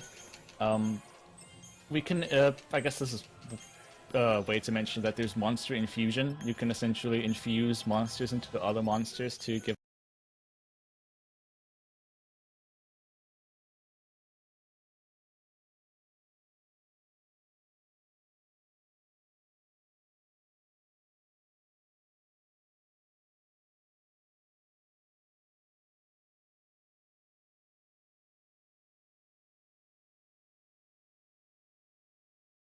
I'm reconnecting now. My connection's been freaking out for a while. I've had to drop my berry considerably, and it just completely dropped then, but it seems to be okay now, so I don't know what's going on really. Of course I have the sound, so kinda not a good thing. Yeah, it's a problem. Let me just check. It seems alright now. Okay.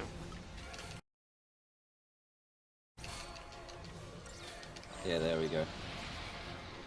And we're back, yeah, stream, sorry. Yeah, sorry about that, I don't really know what's going on.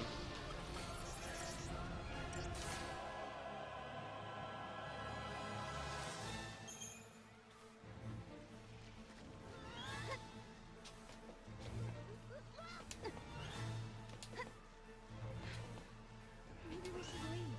Then Caius would too. That won't fix anything. The city would still be doomed.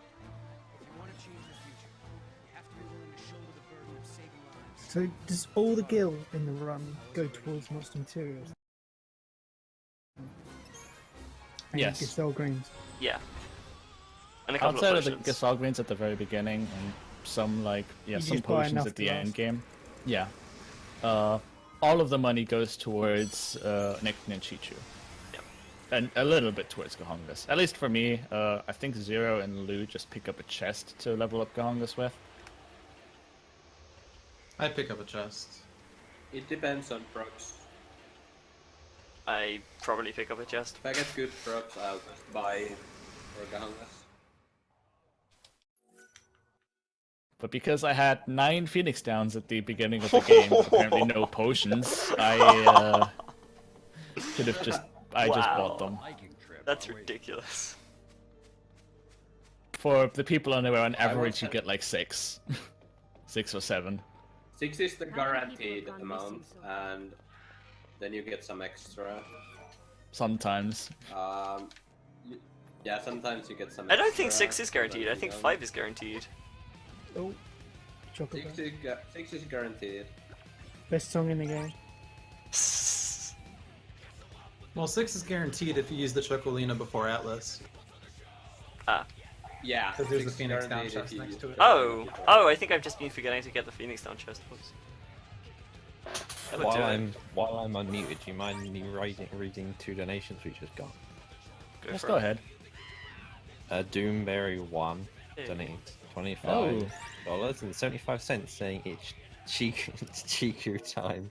I had to donate during Maelstrom's run. I wish you all good luck, but we know how that went down. Also shoutouts to Shouting at Hope to fix timelines. Ooh.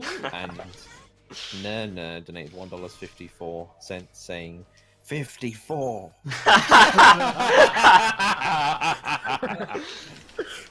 Don't worry about it. It's fine. You don't worry. It's a Don't joke. worry about it. It would It's an take inside joke. too long to The best explain. jokes. The best jokes. I mean, are the okay, inside jokes we can that summarize take way it. too long to explain. We can summarize in 2 words. 54! Yeah, and a trap. Nope, that's 3 more words. The 5-word summary would include that. Yeah, thanks, guys.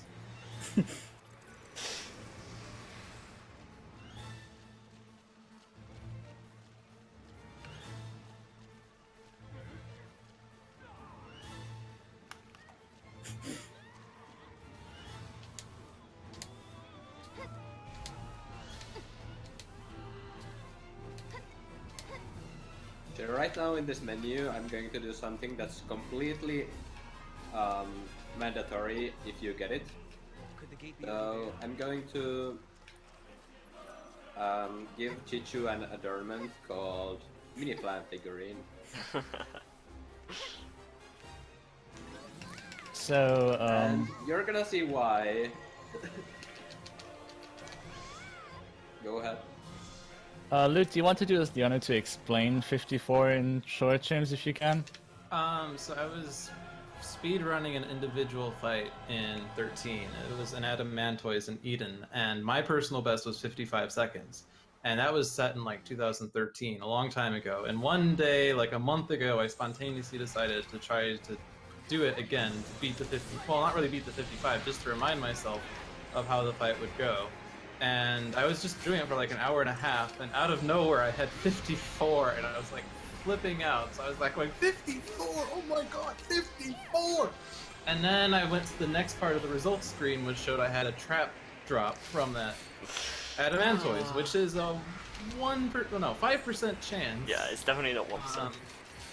And it's kind of notorious among like the platinum percent speedrunners because getting traps in a platinum speedrun is great because it saves you having to farm traps later. And I got it from Eden Toys, and you only fight 1 Eden Toys in the entire run, so it's like a 5% flat drop, and I got it in the 54 fight. You always get it, let's be honest.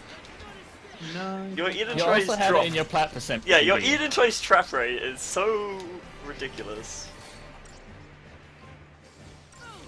I mean, my trap drop rate in my plat percent run was... This is also true. He could have pulled a Maelstrom and have- still be fine. Shut up, Jay. If you would like to see the insane moment, you know, live, well not really live, but the moment itself, just look up my 54 Adamantoise video. Yeah. I shout. So watch out headphones easy. So I just had the first instance of Chichu appearing and he died. And so did Sarah. What? You don't use him in Zenobia? Well, okay, but I guess second instance of... I was gonna say, like, I'm pretty sure you do all those fights with Chichu. And I'm going to game over now. Rip Null. Uh-oh. What were you fighting, or what were you caught by? Dragoon.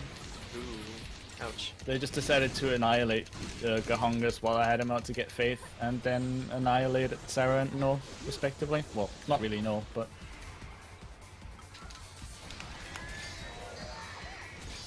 Wow, this, Academia this and Poseidon Augusta has doesn't just really been give me a spamming good time. Weapon Bolt, and everyone almost died. That was fun. Yeah, that happened to me as well.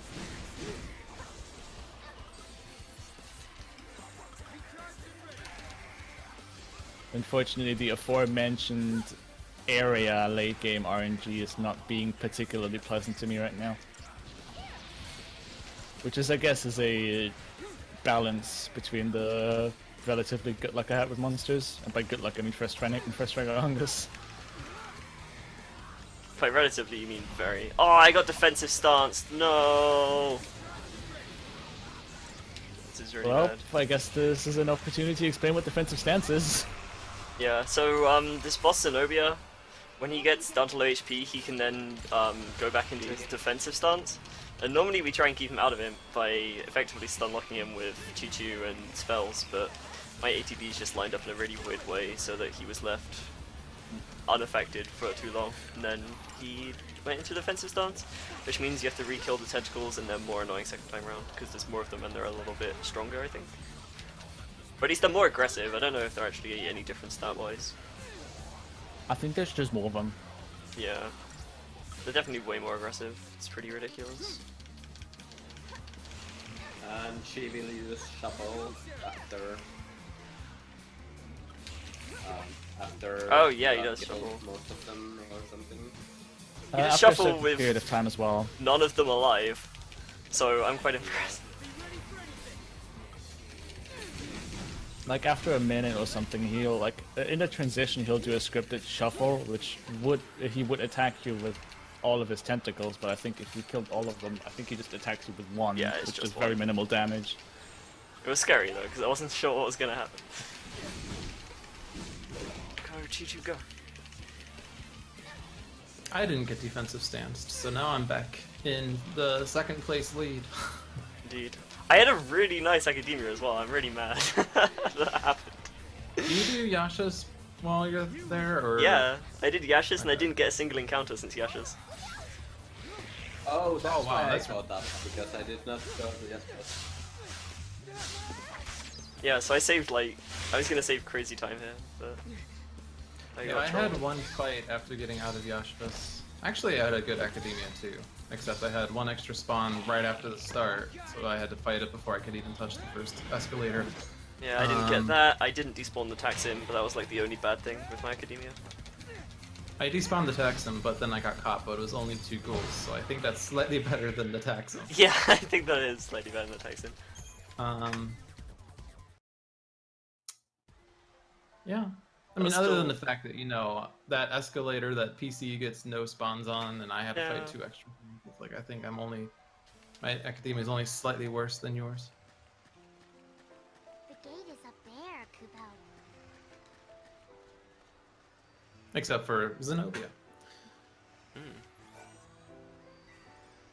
Whenever I say Zenobia, for some reason I always think of the Queen Zenobia from Resident Evil Revelations. Someone will understand that reference. No one will, no. It's okay. Sorry. It's fine.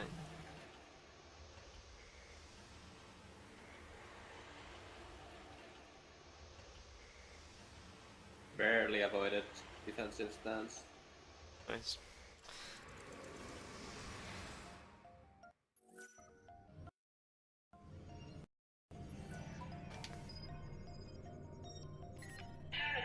Let me guess. I guess there's some different routes being played, so I guess if I understood correctly, me and Jay are going to Yash's Massive later, and Lewd and Maelstrom. Yeah, I went during academia.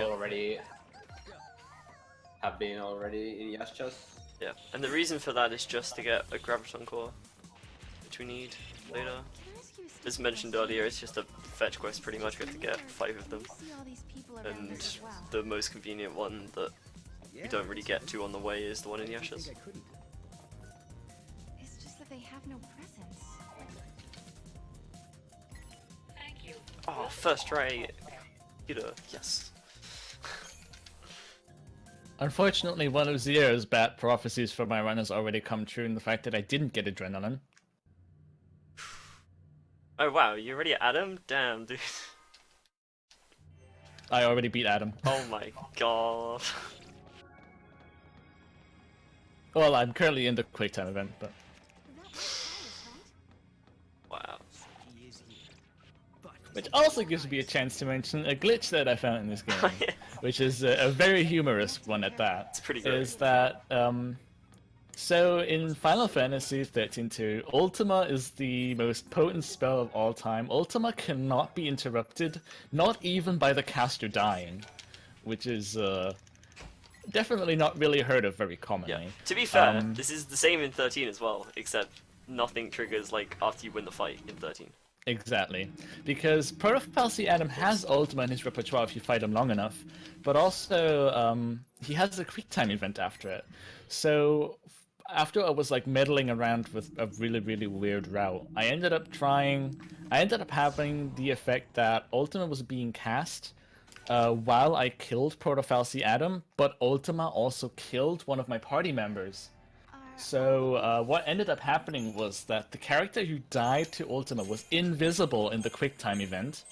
If you do that to Sarah and Noel both at the same time, they're both invisible. Mog is invisible. The characters start talking over each other, and the QuickTime event button presses are invisible. And also, They actually after don't you even successfully, and no, you can press them. They're just invisible. Oh, really? Oh. Yeah. Okay. And what ends up happening after that is, although you beat the boss and did the beat the boss QuickTime event, you get the game over screen afterwards. They just like zoom back to the battle and give you the game over screen.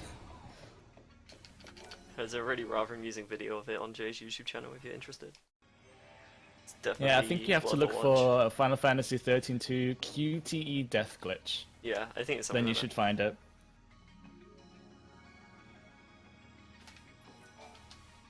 Speaking of glitches, Jay, you had a glitch in the very first tutorial fight too. Yeah. That's also on my YouTube channel, which I had happen at the beginning of the run for some reason.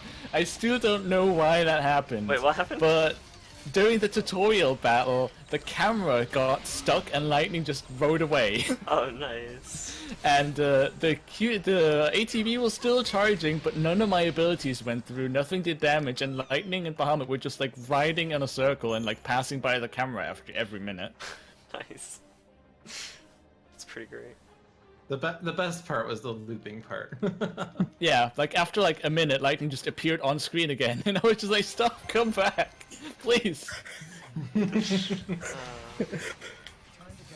So I guess fair warning, if anyone's kind of watching mine and Lewd's stream that has motion sickness, I apologize.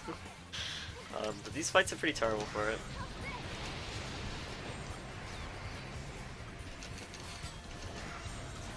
It's gonna be like on an elevator and like all sorts of bad things are happening, but they didn't need to have the room shake. I mean, it's just a little excessive, I think.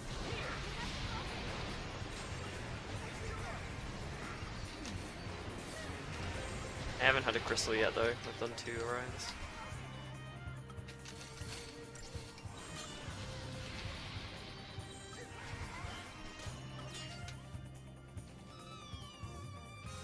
Bespid Soldier.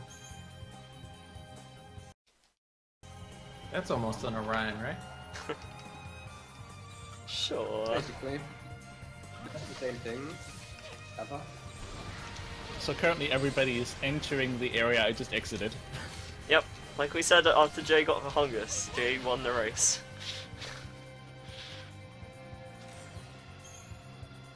I got a Metroid. And here is the from 004 mentioned route change that unlike MLSTRM, who already had been to Yasha's Massif 100 AF, I take care of it right now.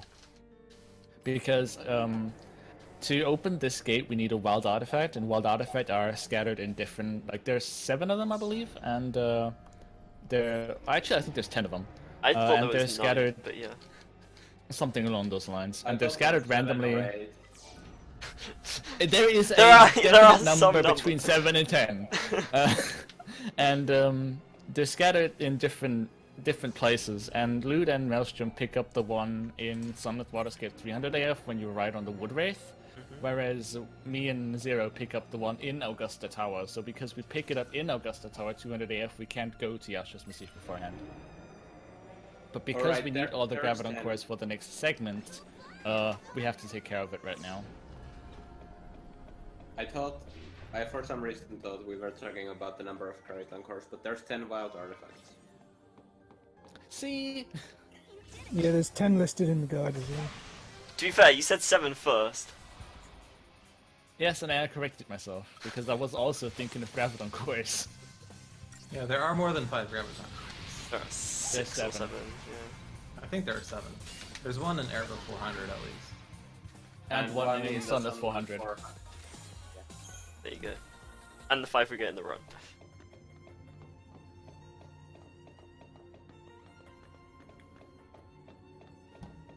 Hey, I got a Vespis Soldier. Nice. Yeah, I also got one of those. I'm getting lots of aggressive spawns, but at least I'm getting Orions. I haven't had Orion yet. Well, I haven't got the crystal, but at least I'm getting fights with that I can get the crystal from, was what I was meaning. I don't know why, I just envisioned he's like, oh yes, I got another Orion. This one in the Chichu too. Dude, it totally stacks. Adrenaline 2, plus 100% damage at 70% HP almost.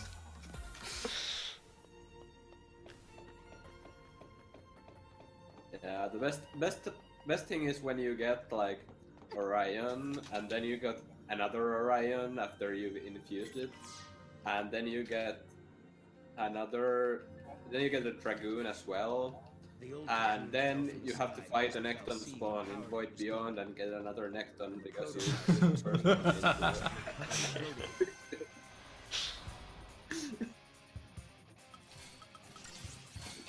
So I'm currently now making my way towards that set fetch quest, where we have to hand in all the Graviton cores to proceed the storyline. But because we're smart and independent speedrunners who don't need no guidelines, we already have all of the Graviton cores that we need, and can just proceed on to the next segment of the game. Yeah. I mean, it's kind of like the whole classic, like, these things are hidden in places you've been before, go back and find them kind of thing you see in a lot of games, but again, because, you know, we know where they are, so we can just get them as we go along. Makes everything a lot Okay, more so convenient. I apparently also found out something new that I didn't know before. Who? Apparently when you have to talk to Hope and to start the story quest about the Graviton quest, you can apparently also talk to Alyssa and it triggers the same thing. Huh. Yeah, it doesn't matter which one you talk to, and the best part about that is that you can make the whole sequence be hopeless. You don't have to talk. You don't have to talk to Hope once. How very convenient. However, the speedrun isn't hopeless because you have to talk to Hope in Yasha's 10x. And Yeah. 10. But Oh yeah. Yay, I got one girl. It's kind of important. I'm currently trying to get Silver Chocobo, which is the last monster that we're gonna acquire for infusion, but he refuses to become a thing, and I'm constantly just getting Gil. So, Dragoon and Orion and a Flanitor, and guess which crystal I got? That's right, Flanitor. yeah, I had that happen to me too today. Come on, come on, come on, Luckily, kill I it, got kill it! Oh, Dragoon thank God for from that. the last. Yeah, I got a Also, Dragoon Alyssa's crystal. currently last glitching out on my fight. screen. I've already thrown 5 times and didn't get him. What the hell is on Mog? You're probably looking in the wrong place or something. It's like not fruit. That's the same thing, right? Oh my This god, is the Mog. gil I grinding segment swear. of the run. This is the best source of gil in the game. You can get 1 gil repeatedly. You don't even have to fight a monster to get it. I'm actually kind of Go irritated. away, I've thrown him Mog. 8 times now and still didn't get it.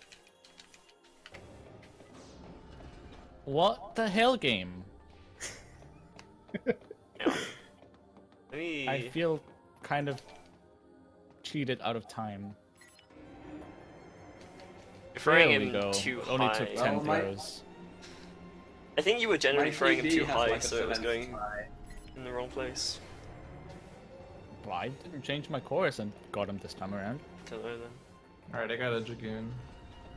Yeah, I got a Dragoon in a free Dragoon fight, and then like, so I kill one and it drops a crystal, and then the other two like scatter beam at the same time, and I'm just kind of left there with like Sarah on like 5 HP and Noel dead. I was like, this is not a good place to be.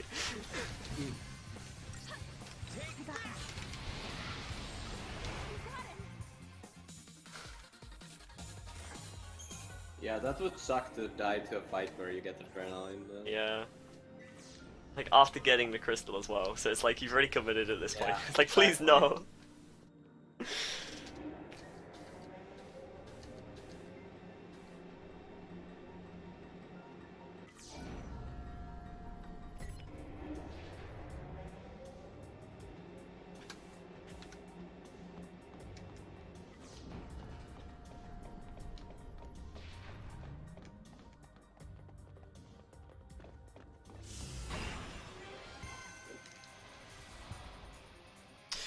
Oh no! I didn't hit the switch twice, I hit it once. Oh no! Classically. Oh, that's a bad mistake. Ah! And now I can't get out because there's like a stupid encounter.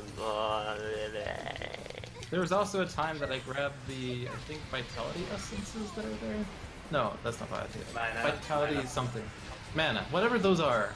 I grabbed those and then went back without touching the other switch.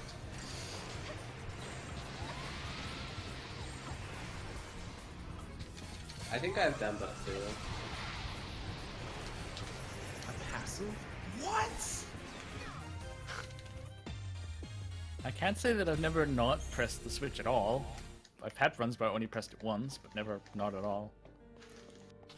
Oh man, this wastes so much time. Oh, this is so disgusting.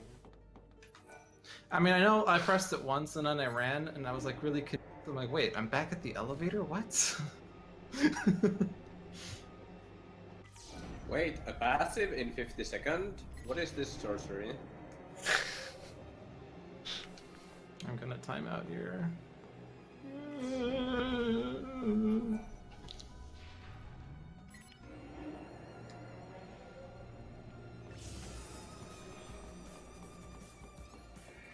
Oh my god, I got a passive! Yes!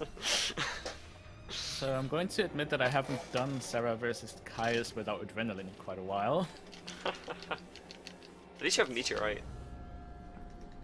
So you Yeah, should be fine. That is true. Like me. You should be fine. So I've picked up a whole bunch of fragments from Yule that all have like weird names like Wind's Tenderness, Bunnivel's Asleep, Etro's Sorrow. I'll Lindsay's talk about them Desire. in a second. Extended universe lore. Yeah. Got another Dragoon! Okay, but first I need to beat this fight. Whoops, I changed leader by accident. Oh, okay, I don't stay as null. Good.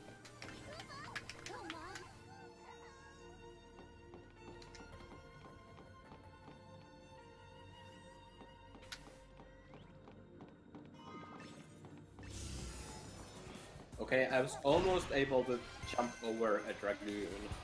Sarah survived. Sarah survived Six. a thing with 6 HP.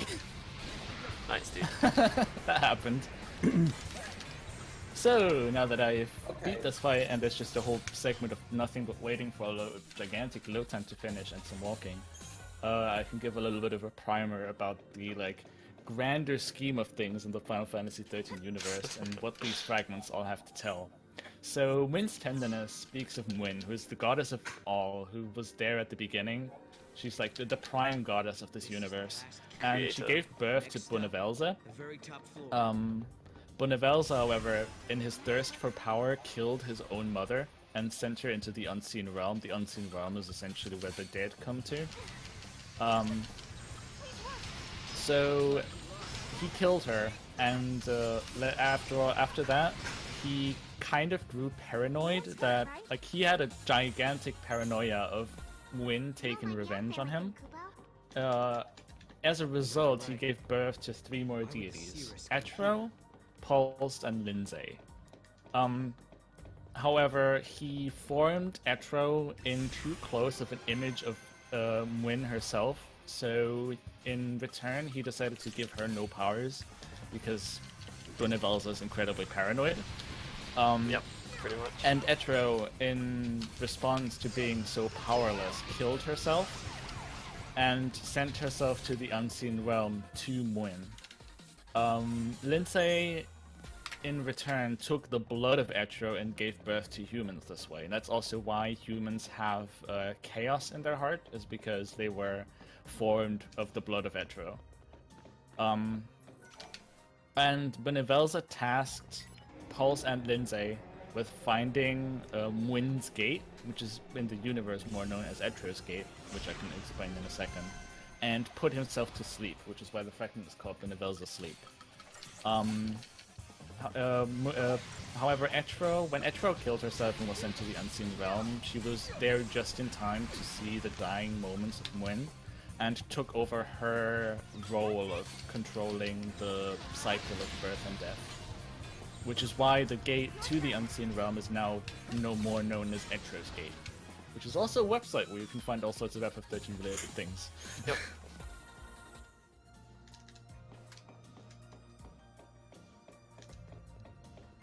Yeah, and the whole... you're done?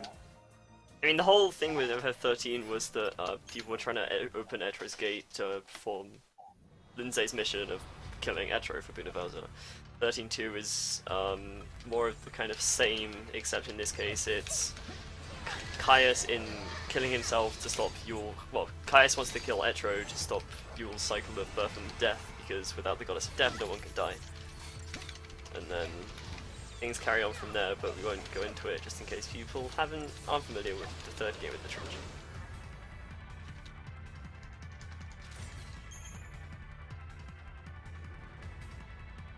So, guess who's praying to RNG gods that he gets 2 Scarletites or a ingot from Daga's Twins? I do. So do I.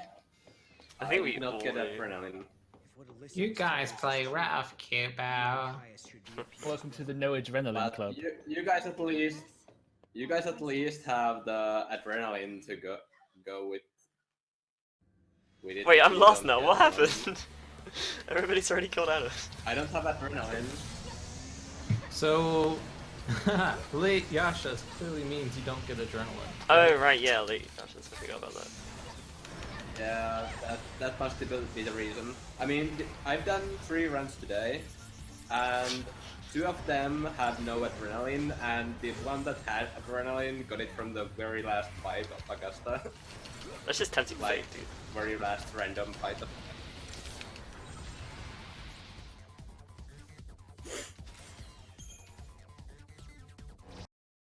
Alright, so now I'm entering Academia 4XX. That puts me in second.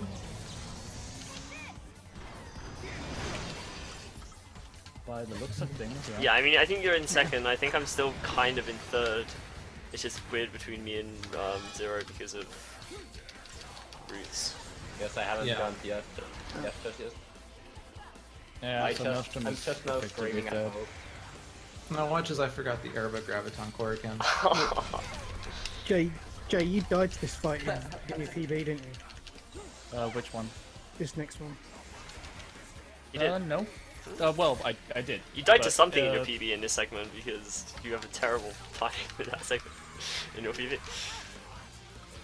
No, I had a terrible last segment because I didn't get the 6 ATB Chichu. Maybe I should skip this cutscene actually. No, even between Adam and Pacos. Because he goes to the Yashas. Oh, right, yeah, okay, never mind, yeah, that would do it. Okay, never mind. But yeah, I do die to this fight because this fight has no bearing. Oh, right, now I get it, okay, my bad. Yeah, I'm currently a Novi Chaos. God, you're supposed to play along with it, Jay. I didn't know what fight he was on. You could have just guessed. I thought you were on Gog by now, to be honest.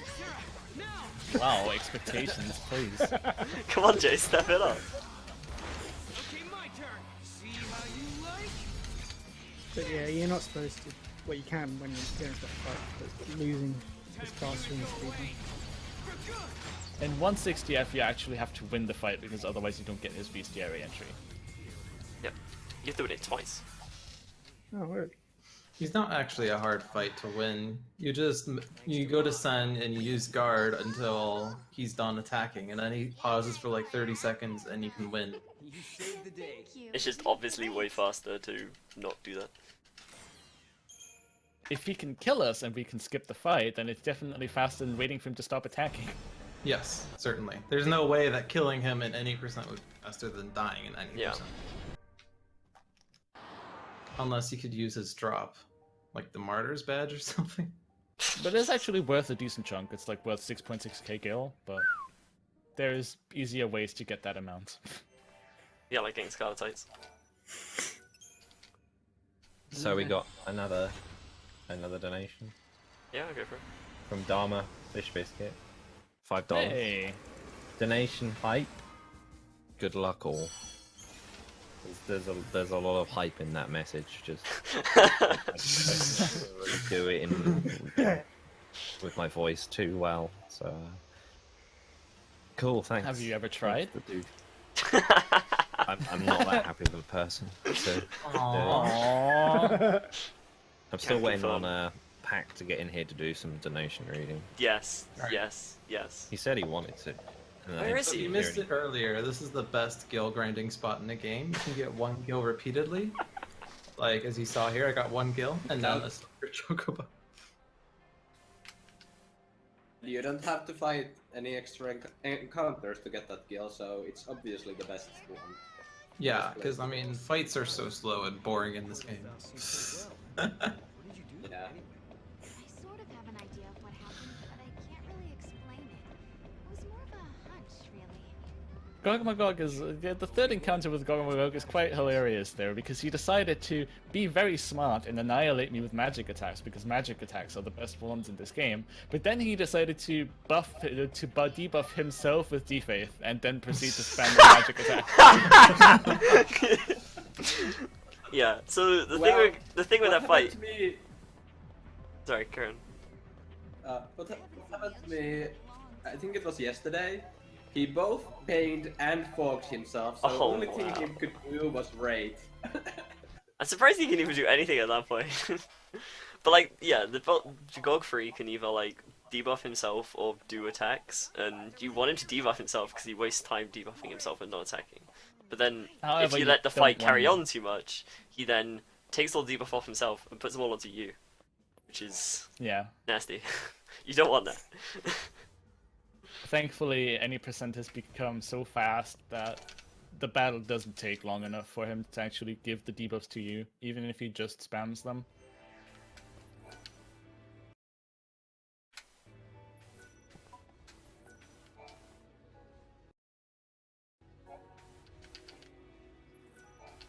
So one benefit of going to Yasjas early or later is that you actually need one less Geisel green for the crazy chocobo here. But the timing comes a little bit tighter, so you have to be good with your movement to save that green. Yeah, because the rate it eats Gasol Greens is based on the number of fragments you have, right? Yeah. Yes. Yeah. So the more fragments you have, the slower it eats Gasol Greens, and so if you do it later into the run, obviously you need less greens. First try silver chocobo, oh yeah. Whoop. He's gaining time. So I was doing a practice of the end game earlier just to warm myself up a little bit, and I had the most craziest encounter rate you could imagine in a dying world. On my way to the Oracle Drive, I got 1 spawn of Gargonzolas and 4 metallic cactuars. Wow. Metallic cactuars Like, being a metallic super rare cactuars- enemy spawn. Yeah. I had like 4 Gargonzolas today. That's not pleasant either because they are hard to despawn. Well, not Yeah. hard, but you have to go out of your way. They're usually not too bad though. I just felt reminded of that because I also got 3 Gargonzolas in a row just now.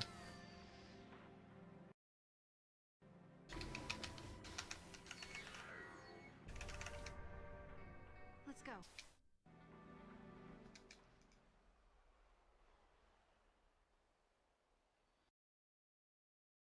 And the thing with Gorgonzolas is that they are faster than you, so they are going to catch you if they start catching you. Or if they try to. Well, because you can camera trick though. Even still, they are so fast. They can hit for a long range, kind of Yeah, like that's there's another enemy in another Man, game. this guy chased me so far. So yay, 2 more fights in this area. That's like the bigger problem. It's not that they're particularly fast, although they are decently fast, but their attack has such an incredible range that once they swing at you, it's really hard to not get into an encounter with them. Yeah. As with all flans in this trilogy, the attack range on them is obscene, to say the least.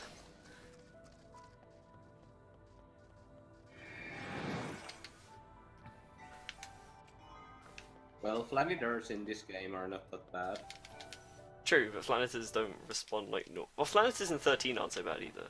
It's just like generally the more normal Flan type enemies. Like Flamborgs aren't so bad either, but like. Yeah, I guess they are. I guess they are a little bit different.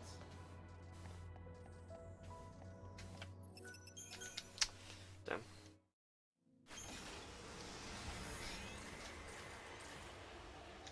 Got an encounter right before the third duel.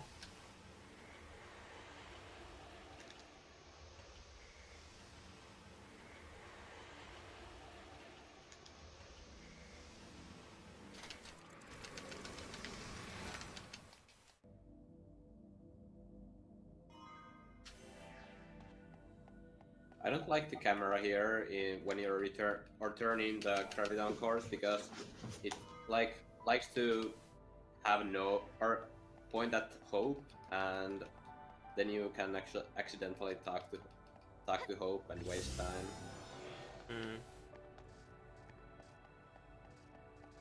Are there any new donations, by the way? Chat seems to think there are. There definitely are, because the total went up, that's how they know. Some people in chat I know have their eyes on that total a lot and watch when it goes up. There's two. Cosmic the Dolphin donated $20. He said, if y'all donated $1, we'd have more money to make ESA great. You can do this. Donating to make 007 file name Fish Sticks. Don't ask why Fish Sticks. Please donate more so that file name isn't Fish Sticks. So he specifically donated so people wouldn't call it that, so someone has to donate more of most. Ricky Osma donated $1.38. Here, €1, and also good luck, all Hopey OP. Thank you for your donation. Thanks. To live is without But yeah, we need to meet that total so we can get Planks and Mike on the way.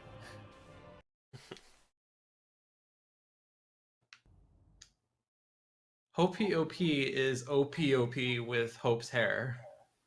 Nice. It's a Franco face emote from Lewd. Yeah.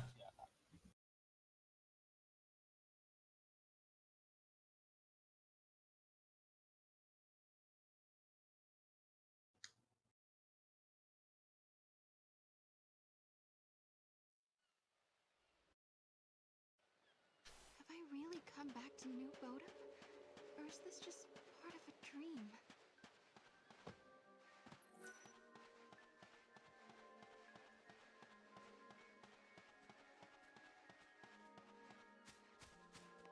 Everyone is acting kind of strange.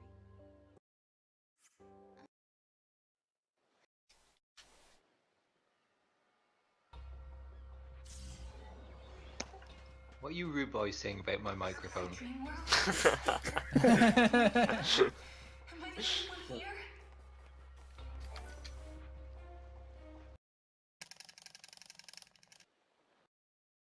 Apologies if you could hear that. Who was that? Meteorite? Why is she trying to help Nah. me? Final Oh, menu. Crystarium, okay. So I swear that it's actually faster to time your inputs than it is to mash the button in the Crystarium. No one's here. I think it is. And I tend to disagree, which is why I mashed. Well, I think like you can mash, but if it you mash in might a be rhythm, it's faster. faster. I think that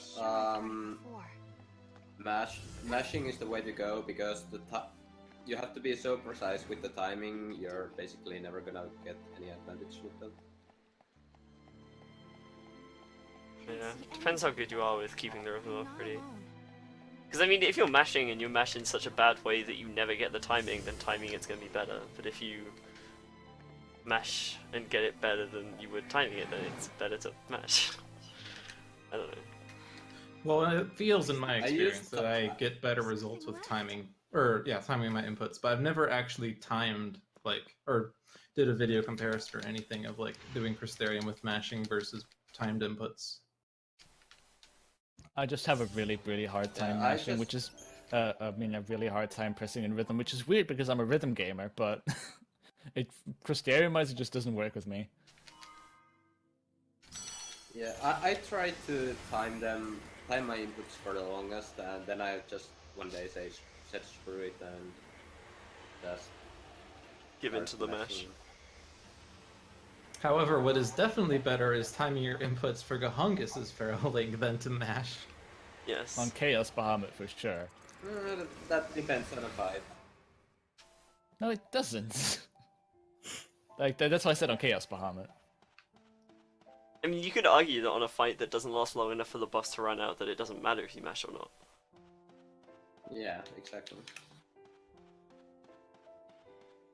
But anyway.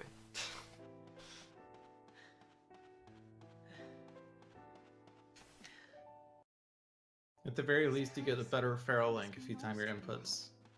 Yeah. Which then in turn affects buff duration.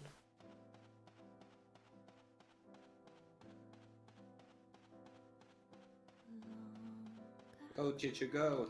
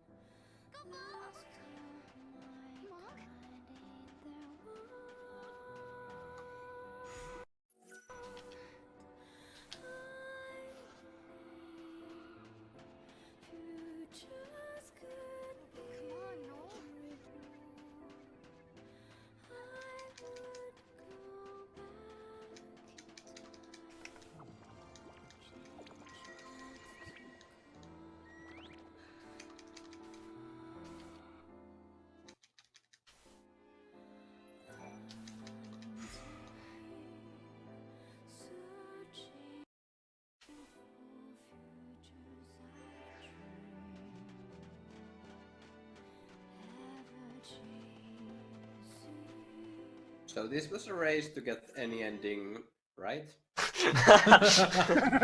No, I forgot to do the paradox ending! Well, 0 wins. Okay, I'm quite sure I got 2 Scarlet Tides. I'm horrible looking at it, but I'll tell you in a sec, because I've got nothing better That to do looked like over it. 2. I've got a horrible fight though because no adrenaline makes it kind of hard to pull the strat off, especially if they decide to not kill Sarah. It was 2. Alright. Yeah, then I'm set.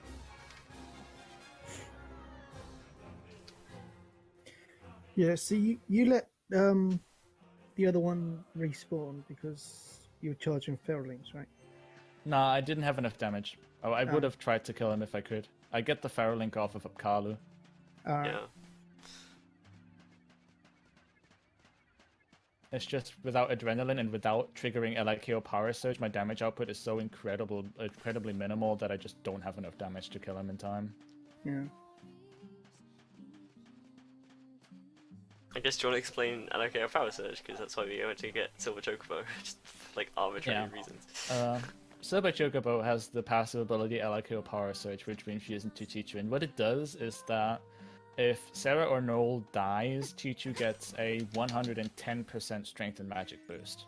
And because Chichu is our greatest source of damage, and Sarah is fairly vulnerable due to a low total HP pool, we abuse that fact to try and kill Sarah in the endgame fights to make Chichu deal more damage. So, rip Sarah. I thought Yep. Sarah, never forget. if it brought bone. So if you liked Sarah, watch someone else for the time being. That's also part of the reason why we do such minimal Crystarium, is to keep everybody's total HP low.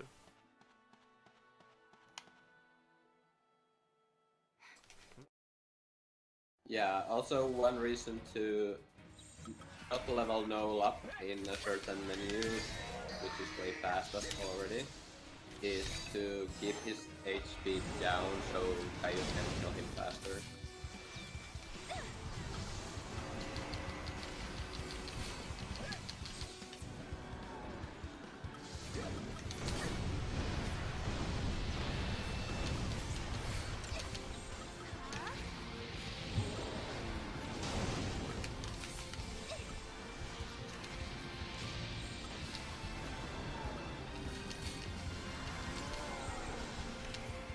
Yeah, I did go casual...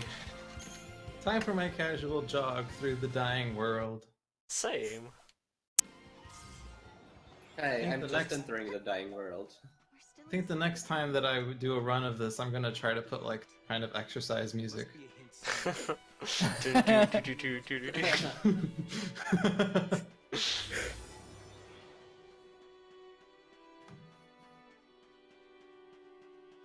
Casual walk with some random encounters chasing you to give you a little bit of motivation.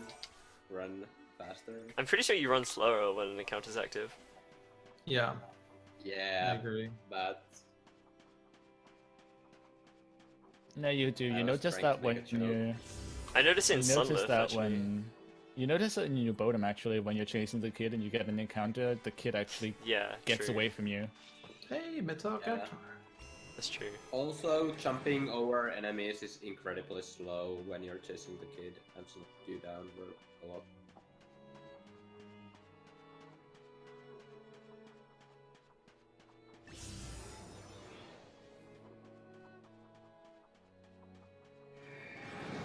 I need to remind myself to buy potions because I actually didn't buy potions for Packos Twins either.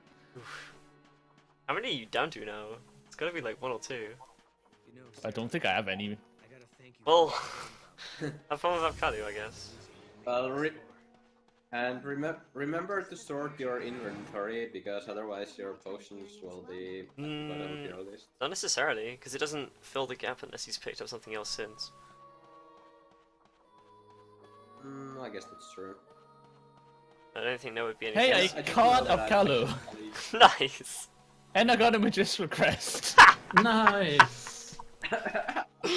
So this gives me one chance to mention something. So I am the PlayStation 3 world record holder for any percent. However, how that run came to be the run that it was at the end game was kind of incredible. So I was very tight behind LewdDolphin coming after Magog 3. So I was essentially needing 6 ATB Chichu to have a shot at beating it.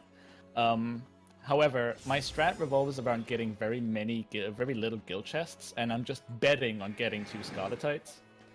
However, I had only gotten 1 Scarletite from Packos Twins, so things were looking quite dire.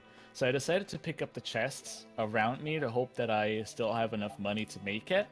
And I made the math in my head and realized, oh shit, it's not working out. I don't have enough money, even with all these chests that I'm picking out.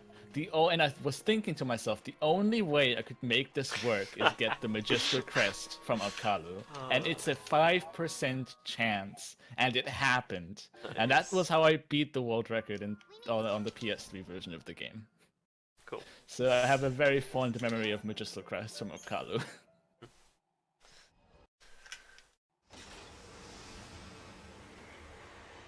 So I guess to mention as well, Jay's in the final area right now, which is Academia 500, and in case you haven't noticed, there's a pretty heavy platforming component to that area. Which you know is always great to have in a RPG, is platforming. Everybody knows that platforming really makes RPGs. And I mean, he didn't fail it at any point, but there's like lots of different cycles and stuff we have to make. He's also just on his way to final bosses now, I guess. Yeah. This can't be the fate the world is moving Today I've done 2 runs before this, as I've mentioned like probably a few times. Yeah.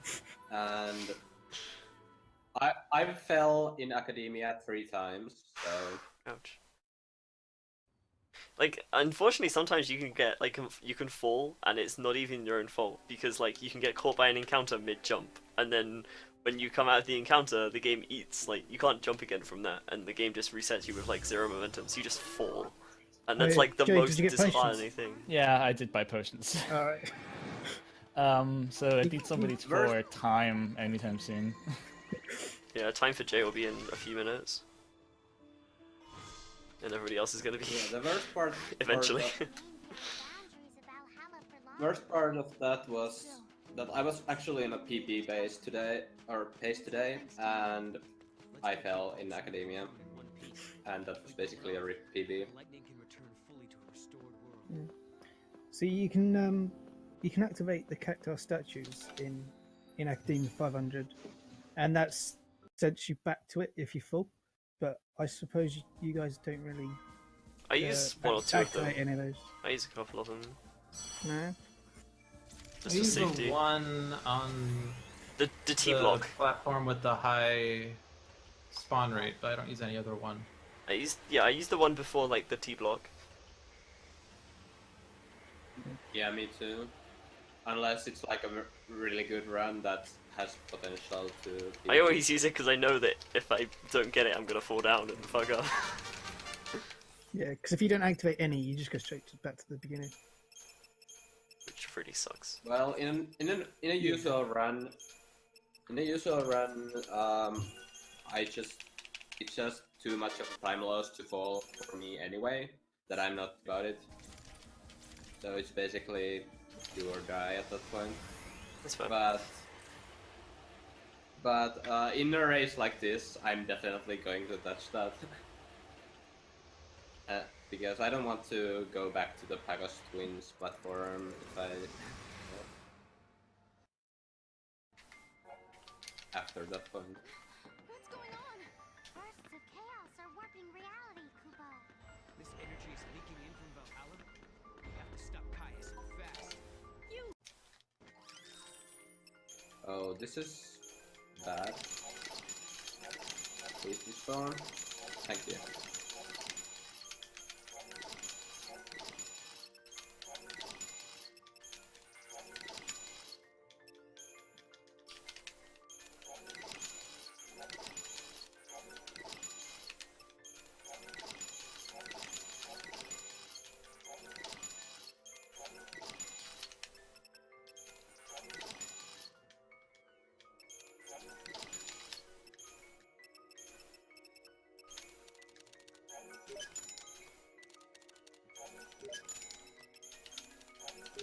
I'm actually considering like what will I do? What shall I do if I get only one Scarlet Eye?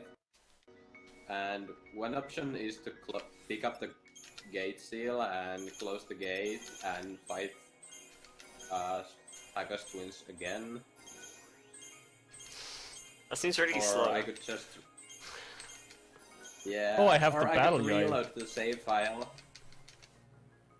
I could reload the save file before Pagos Twins the autosave and fight them again.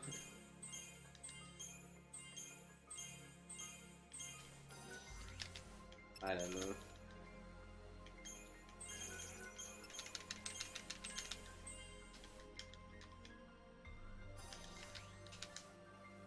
Or I could hope for a magistral crest from Apkallu. Want to know what's going to be very unfortunate? If I first try this boss fight, I'm going to miss world record by half a minute. Rip. But hey, it's a good run for a marathon, dude. Yeah.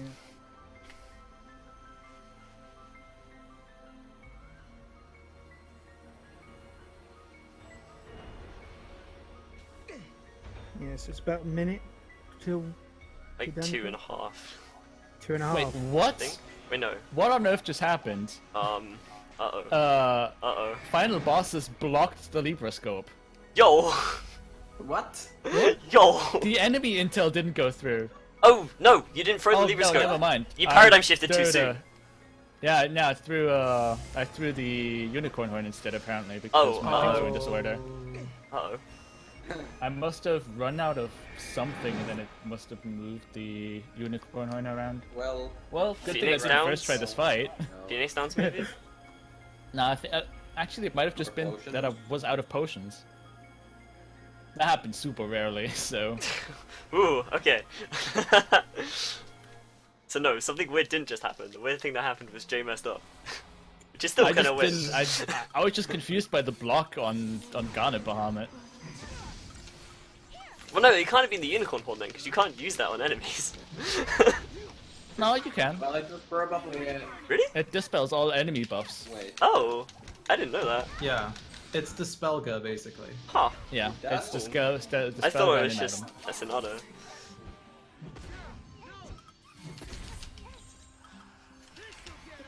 That's interesting.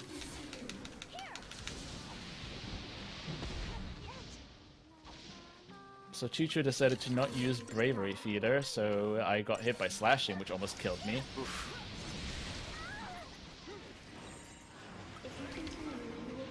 And of course, in his dying breath, Chichu decided to run up and use Bravery Feeder, which even wasted time. Damn it. Yeah. So you got Amber and Garnet, isn't it? Yeah. Yeah, Ember and Garnet Bahamut. Yeah, and one of them's resistant to physicals, and one of them's resistant to magicals. Right? And also one of them is, I'm not sure if they're weak or just less resistant to Fire and Thunder and Blizzard and Air respectively. Not sure about that one. I think that is a thing, but I don't know which way around it is. I think they have. I can look it up. Oh, I that's think not good. Garnet has Fire and Thunder, and Amber has Blizzard and Arrow. That's correct. I hate Packers Twins so much. I suck at this fight. Yeah, Pegasus Twins without that bonus boost is just got attacks. Not fun. And that's Sarah down. So you'll just see Chichu destroy Jet Harvard now. Pretty much. Kill off Sarah, you heal Chichu. Time. Time. Nice. Congrats. It's like 251. Hang on, whose time was that? That I was have no idea. Jay's. That was Jay's. Jay, click. There we go. Done. We also have a donation to take us up to $500. Kinimus donated $12.38, saying $500 goal. ESA hype smiley face. 251.44. 2 minutes behind world record, mostly because of the final boss reset. 2 minutes. Overall, not too bad of a run. Yeah, that's really nice. That's alright for a marathon. Only Jay would be upset with that. Especially. Only Jay would actually be upset with that. Like, everybody else would be like, oh my god, it's a really good run. She's just like, god damn it.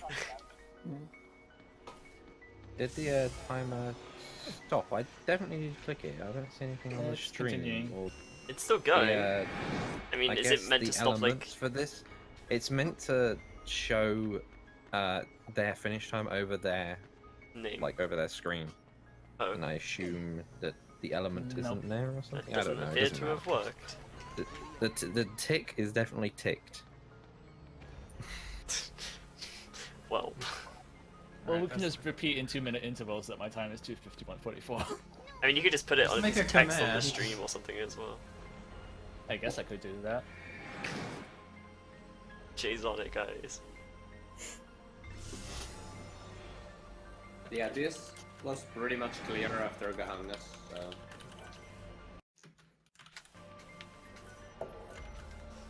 Well, that stair is going to rotate too early, so unfortunately I'm gonna have to wait. I tried to get this timed well, but I couldn't. Actually, no, I got it. Nailed it!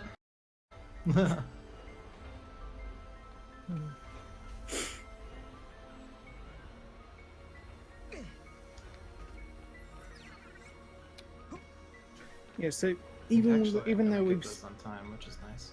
even though Jay's done his last split, there is one more quick Nope. time event. Yeah. But the reason we stopped time at the final boss is because you don't actually have to input anything. Doesn't matter. It will, well, not only that, but it will also time out eventually, so it doesn't matter if you don't press anything. Nice ghetto time on your stream. I guess that works. When you make it pink, maybe it fit with the layout. Sure. And make sure it's some blocky font, because that looks like a time. I don't know. Come on, all these I don't know what- demands. I don't know what the font is that we use for the timer. It's probably something custom. Maybe. Planks would know.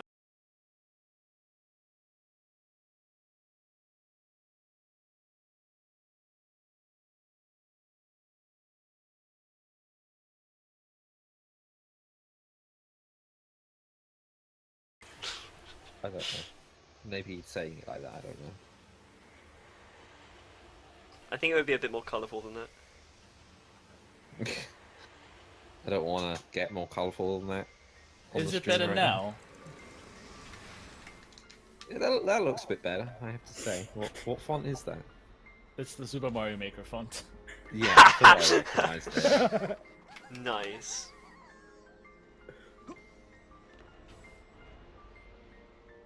Rip Chichu. Nailed it. There you go. This is a You casual, too. laid-back font discussion stream. You guys are quite close. I would have been closer if I didn't have to crux out for being an idiot. I just had the crux out just now because I don't goof, so...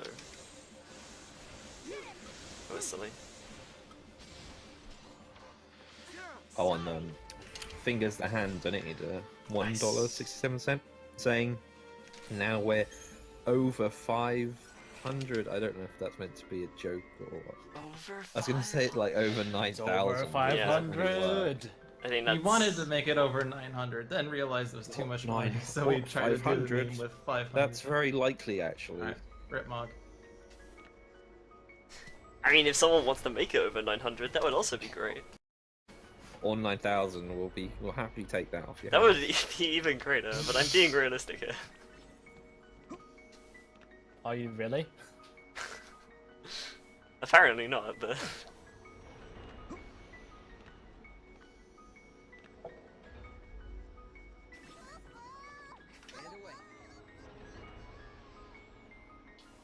Nailed it.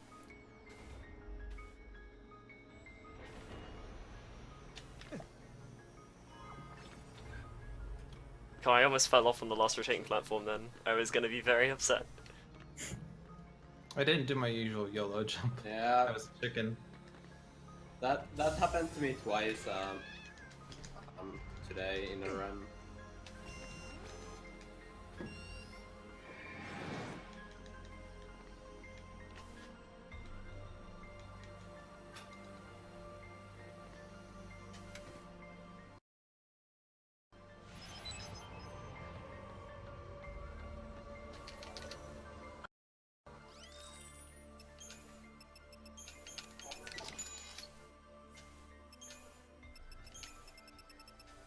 And I got 2 Skull Knights. Yay, we all did it!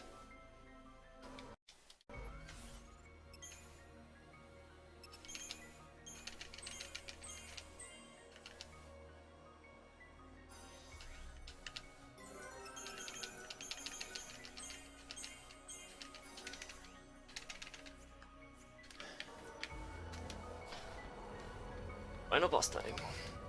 Final boss time. Yeah, Neck and neck for a it, second! It pretty much is. Because I think I'm slightly behind you, but by the time my loading screen finishes, I'm basically gonna be on pace with you. Yes.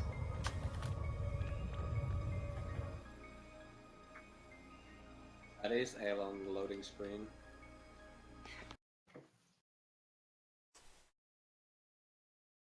Doesn't help that my stream is still dropping crazy amounts of frames. Let's give it a kick and see what happens.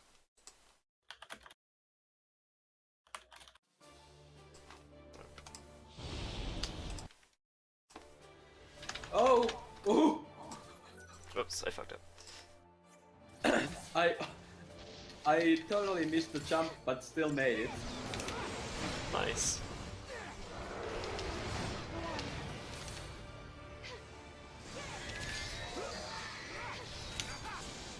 Like, I don't know what happened there, but Noel did not jump. I guess I jumped late or something.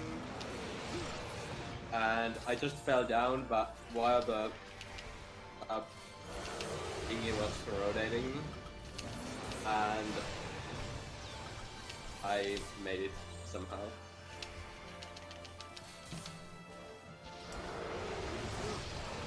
I got Phoenix blood, yeah!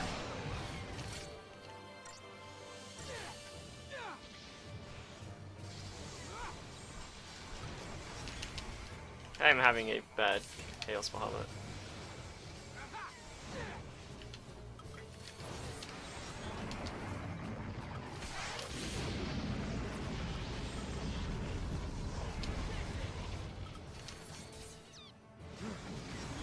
if there's nothing else to show for I died. Wow. tell GG. your grandchildren, right, that jump.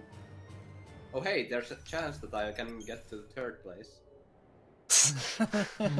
Well, I have to die a lot more than this. Also, my stream is killing itself as well, so everything is just going to shit.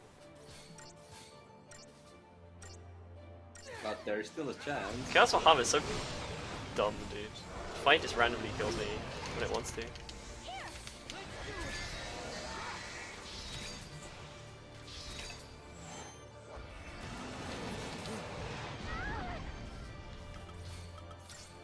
Stop killing Gongas! This is not very nice. I'm dead again. Yeah. Alright, Sarah sacrifice. I don't know why, but this fight just doesn't like me at all.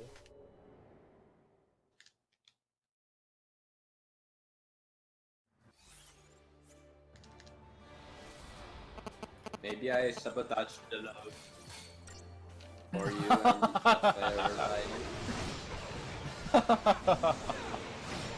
That would be one evil scheme. This fight's hated me for like ages Oh, though. is that why MLSTRM on his first time through Academia 500 they have sold the power essences? Probably.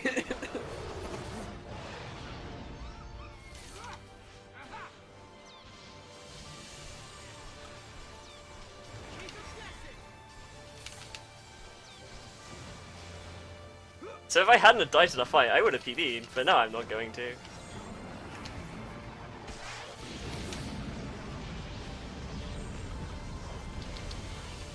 going to be the race of the almosts. Almost world record, almost PvE. So, I lost 15 seconds on that Chaos Bahamut split with 3 deaths, so that should and I was like, I'm now 45 seconds behind, so yeah, I could have totally PB'd for free. I guess I had my almost run 5 hours ago, so... Somebody check if something's up with the stream. The frame is going a little bit jittery right now. Yeah, I don't know what's up. I'll try. I want to close my BNC connection, but now I won't be able to stop your timers. So Like- I wanted to see if it worked. I don't know. I know I'm streaming at like a very crappy bitrate right now because my internet's just giving up on everything. I'll give the stream a second to see if it gets any better.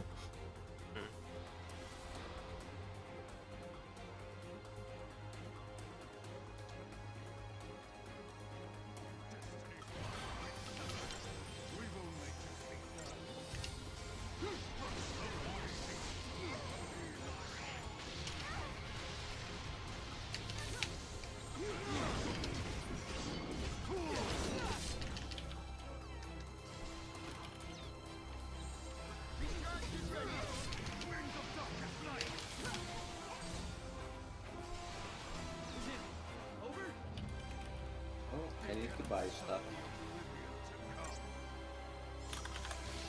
Yo, Sarah survived with 3 HP. Okay. That's then officially the new closest call of the run. Except I don't want Sarah to survive. That's a bad thing. Alright. Time.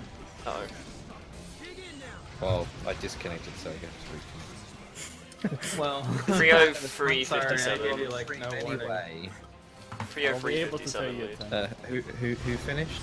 Lude did. LewdDolphin. Okay, My there you go. local I'll timer was 3:54, so. Yeah, I'll tick the 3:55 would have been the timing.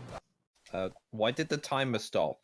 I only ticked 2 things and the timer It's stopped. still What? going as far as I can tell for now, but... Oh no, Nope, yeah, it did it's stop. What did finished you now. do? You broke everything. Maybe the timer was only set up for 2-person race, even though it's a 4-person.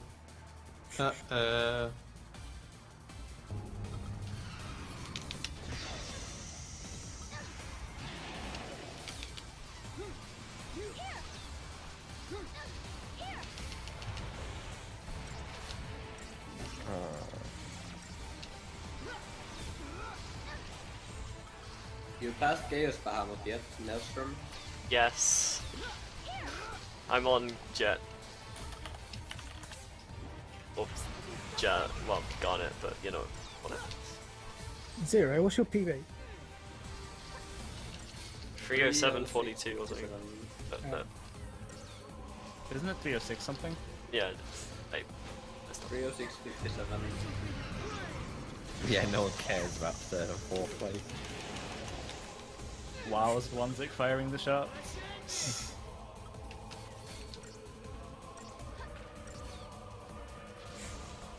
I have a funny feeling the ARPU is a bit bugged. Or something is a bit bugged in relation to this. Yeah, I don't think the tick boxes are actually getting marked, it's just when I highlight over them it looked like it was marked. So I tick 2 dudes and then it stopped. Okay, I'm gonna press the middle button and see if this works. No, that just reset it. Okay. Well, it doesn't matter anymore. It's gone. Double rip timer.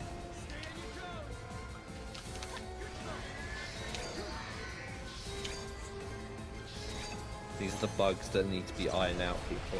This is why you really need your money, so we can pay employees to iron out the bugs.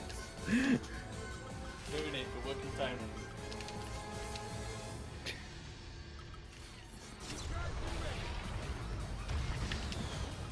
Uh-oh, I have an issue.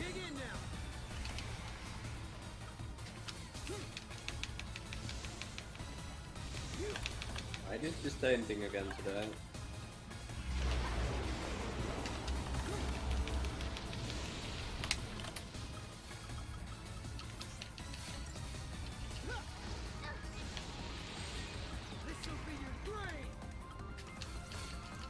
Chichu, go, please.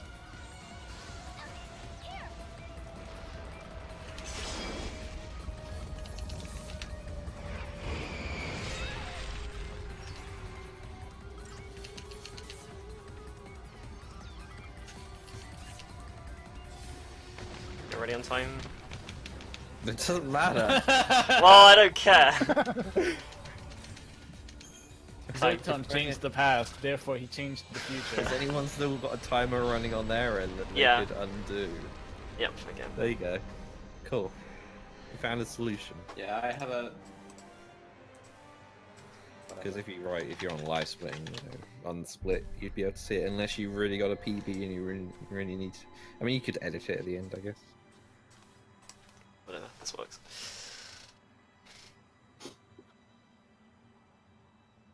Cool. So I guess in Final Fantasy XIII-2 in time counting, MLSTRM's time is 30xxxaf. No, it's not a paradox, dude. Oh no, yeah, I guess it is. Okay, no. It'd be 3xx. Yeah. The time doesn't exist anymore because Zotan manipulated the flow of time. I wish.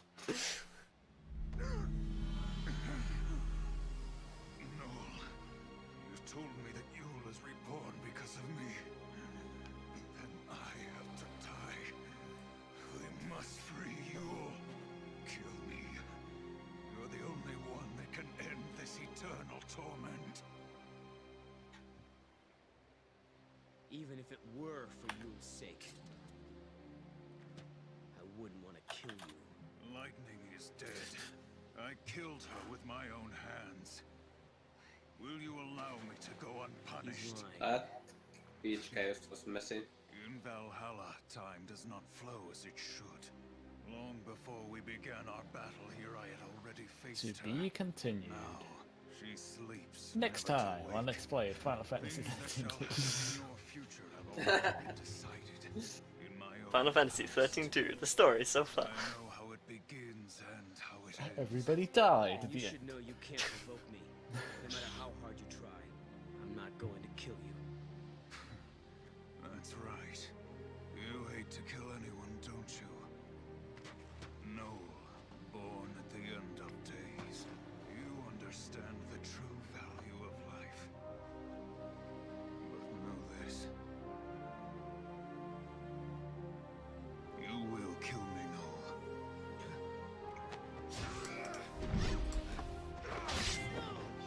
Look at these guys not following the orders of pixel fonts, pink timers. I'm fixing it now, dude. So you want pink? I'll give you pink. You shall be released. I gotta find a font. I haven't got a font.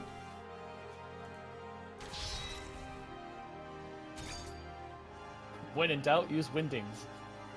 Wait, no.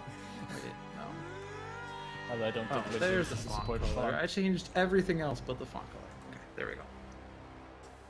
Give it up. I won't do it. Oh yeah, I have this font. Okay, this works. Impressive. Oh wow. Yeah, okay. He who can change time must choose between those Comic who die and those Sans. who live. Must bear the burden.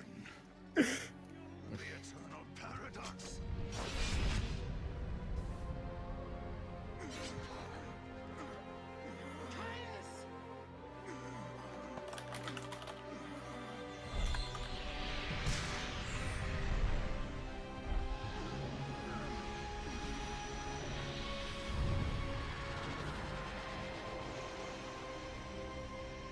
So It's like- what's the timer on Amber and Garnet coming back after kill them? It's Nice like font, by the way. Thanks. It's like 2 minutes, I think. Some nice fonts. Yeah. Oh, MLSTRM is using the Yeah, dude. zer0skar font or whatever it's called. It's Yep. the actual like damage number font in FF13 and 13-2. I know. Thought if he did, NLR for that matter. then you'll cycle rebirth. I thought I recognised it. You good used font. it for relay as well, didn't you? Yeah. It was all over the relay. Yeah. They can be with him here. They don't So I guess we can kind of explain how Jet Bahamut works now that Zero's on it. He heard you. And how annoying Mega Flare is. Yeah, like the general idea is obviously buff up with Gongas and then kind of manipulate people's HP so that you're at lowest HP before stagger, and then Sarah lands debuffs, and then you want to kill Sarah off for ally KO power surge. possibilities. And kind of manipulating that can be incredibly irritating sometimes. And then the general idea is just sit back and let Chichu do most of the work, unless he does one of 2 attacks, which is Judgment Blade and Dying Sun, and both of those are And done. Be born again. cool. Yay, GG. 3, 12, 17. Immortality. They wanted reality. No, I got a 3 total 15, but whatever. Okay. Caius wanted something different. Something he thought Close was better enough. than life. A dream where he could protect the See, city you from master all, the input, It's 2 so seconds, it matters. But I'm not like I didn't match master the the inputs today. synchro, so find her. the debuffs expired too soon. Buffs expired. To be forever. Yeah, that's what I meant. I didn't actually mash, I was trying to time them, but I'm bad at timing, so... So yeah, that was Final Fantasy XIII-2. With her in the future. Yeah. Also fonts. Build a new Yes. Yeah, Broken fonts, timers. fonts, the speedrun, the movie. I never wanted to hurt anyone. Wingdings, yeah, that'd be good. I didn't want to lose my you. Oh, by the way, we got another donation from LewdDolphin. No one. Great job, Who is Lewd. that? You're I've my never heard of biggest fan. $2 per second.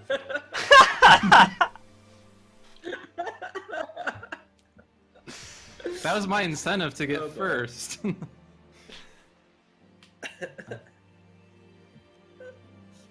Unfortunately, Windings is not a supported font. Yeah. So I mean, we came in pretty underestimate, but I think things, although we kind of had some bad RNG, things could have been a lot worse. back to how it was. In terms of random factors for all of us, I think we all had pretty okay runs in that respect. And Yeah, I then think this was one of my better runs of this year, so... I mean, did you feel any pain? that is actually my best run of this year. I feel great. I also think it's the I'm only one. happy with this run. Why don't we go and find lightning? Okay. I mean, I lost like 3 minutes before Atlas, but Caius really. No. after that I lost only 30 seconds to the fight, or the run that was almost PB today, so... Along with everyone else. You guys should donate more so we can fix the timer, and the person that fixes the timer can also cooperate Windings into OBS. Gage will disappear soon. Yeah, I'm sure that's their job. They totally work on OBS. It's an open source project, so he could. It's probably because it's not open type or clear type or whatever. There's the future lightning fought to protect. Yeah, it's probably actually because it's true type, which is copyrighted. What about Fang and Vanille? They'll be there for sure. Should I kill him or show mercy? Forget Hope is in that time as well. I killed him. Kill him. Murder all the Caiuses. If you don't, he'll just do it himself. Yeah, I mean, like, you know, someone's gonna do it. May as well press the If button. somebody's gonna do it. Nobody's looking. Might as well take the cutscene is opportunity. exactly the same, even if you, but no matter which option you pick. That's the joke. Also, as somebody pointed out in chat, I don't know if this was on purpose or not, but Luke's Yeah. time ends in 54. Yeah, that was me. I said. And Maelstrom's time ends in 24. And Yes. mine ends in 44. Except Zero is the outsider. Zero has a 15. Damn it, Zero, why weren't you 1 second faster? Oh, 9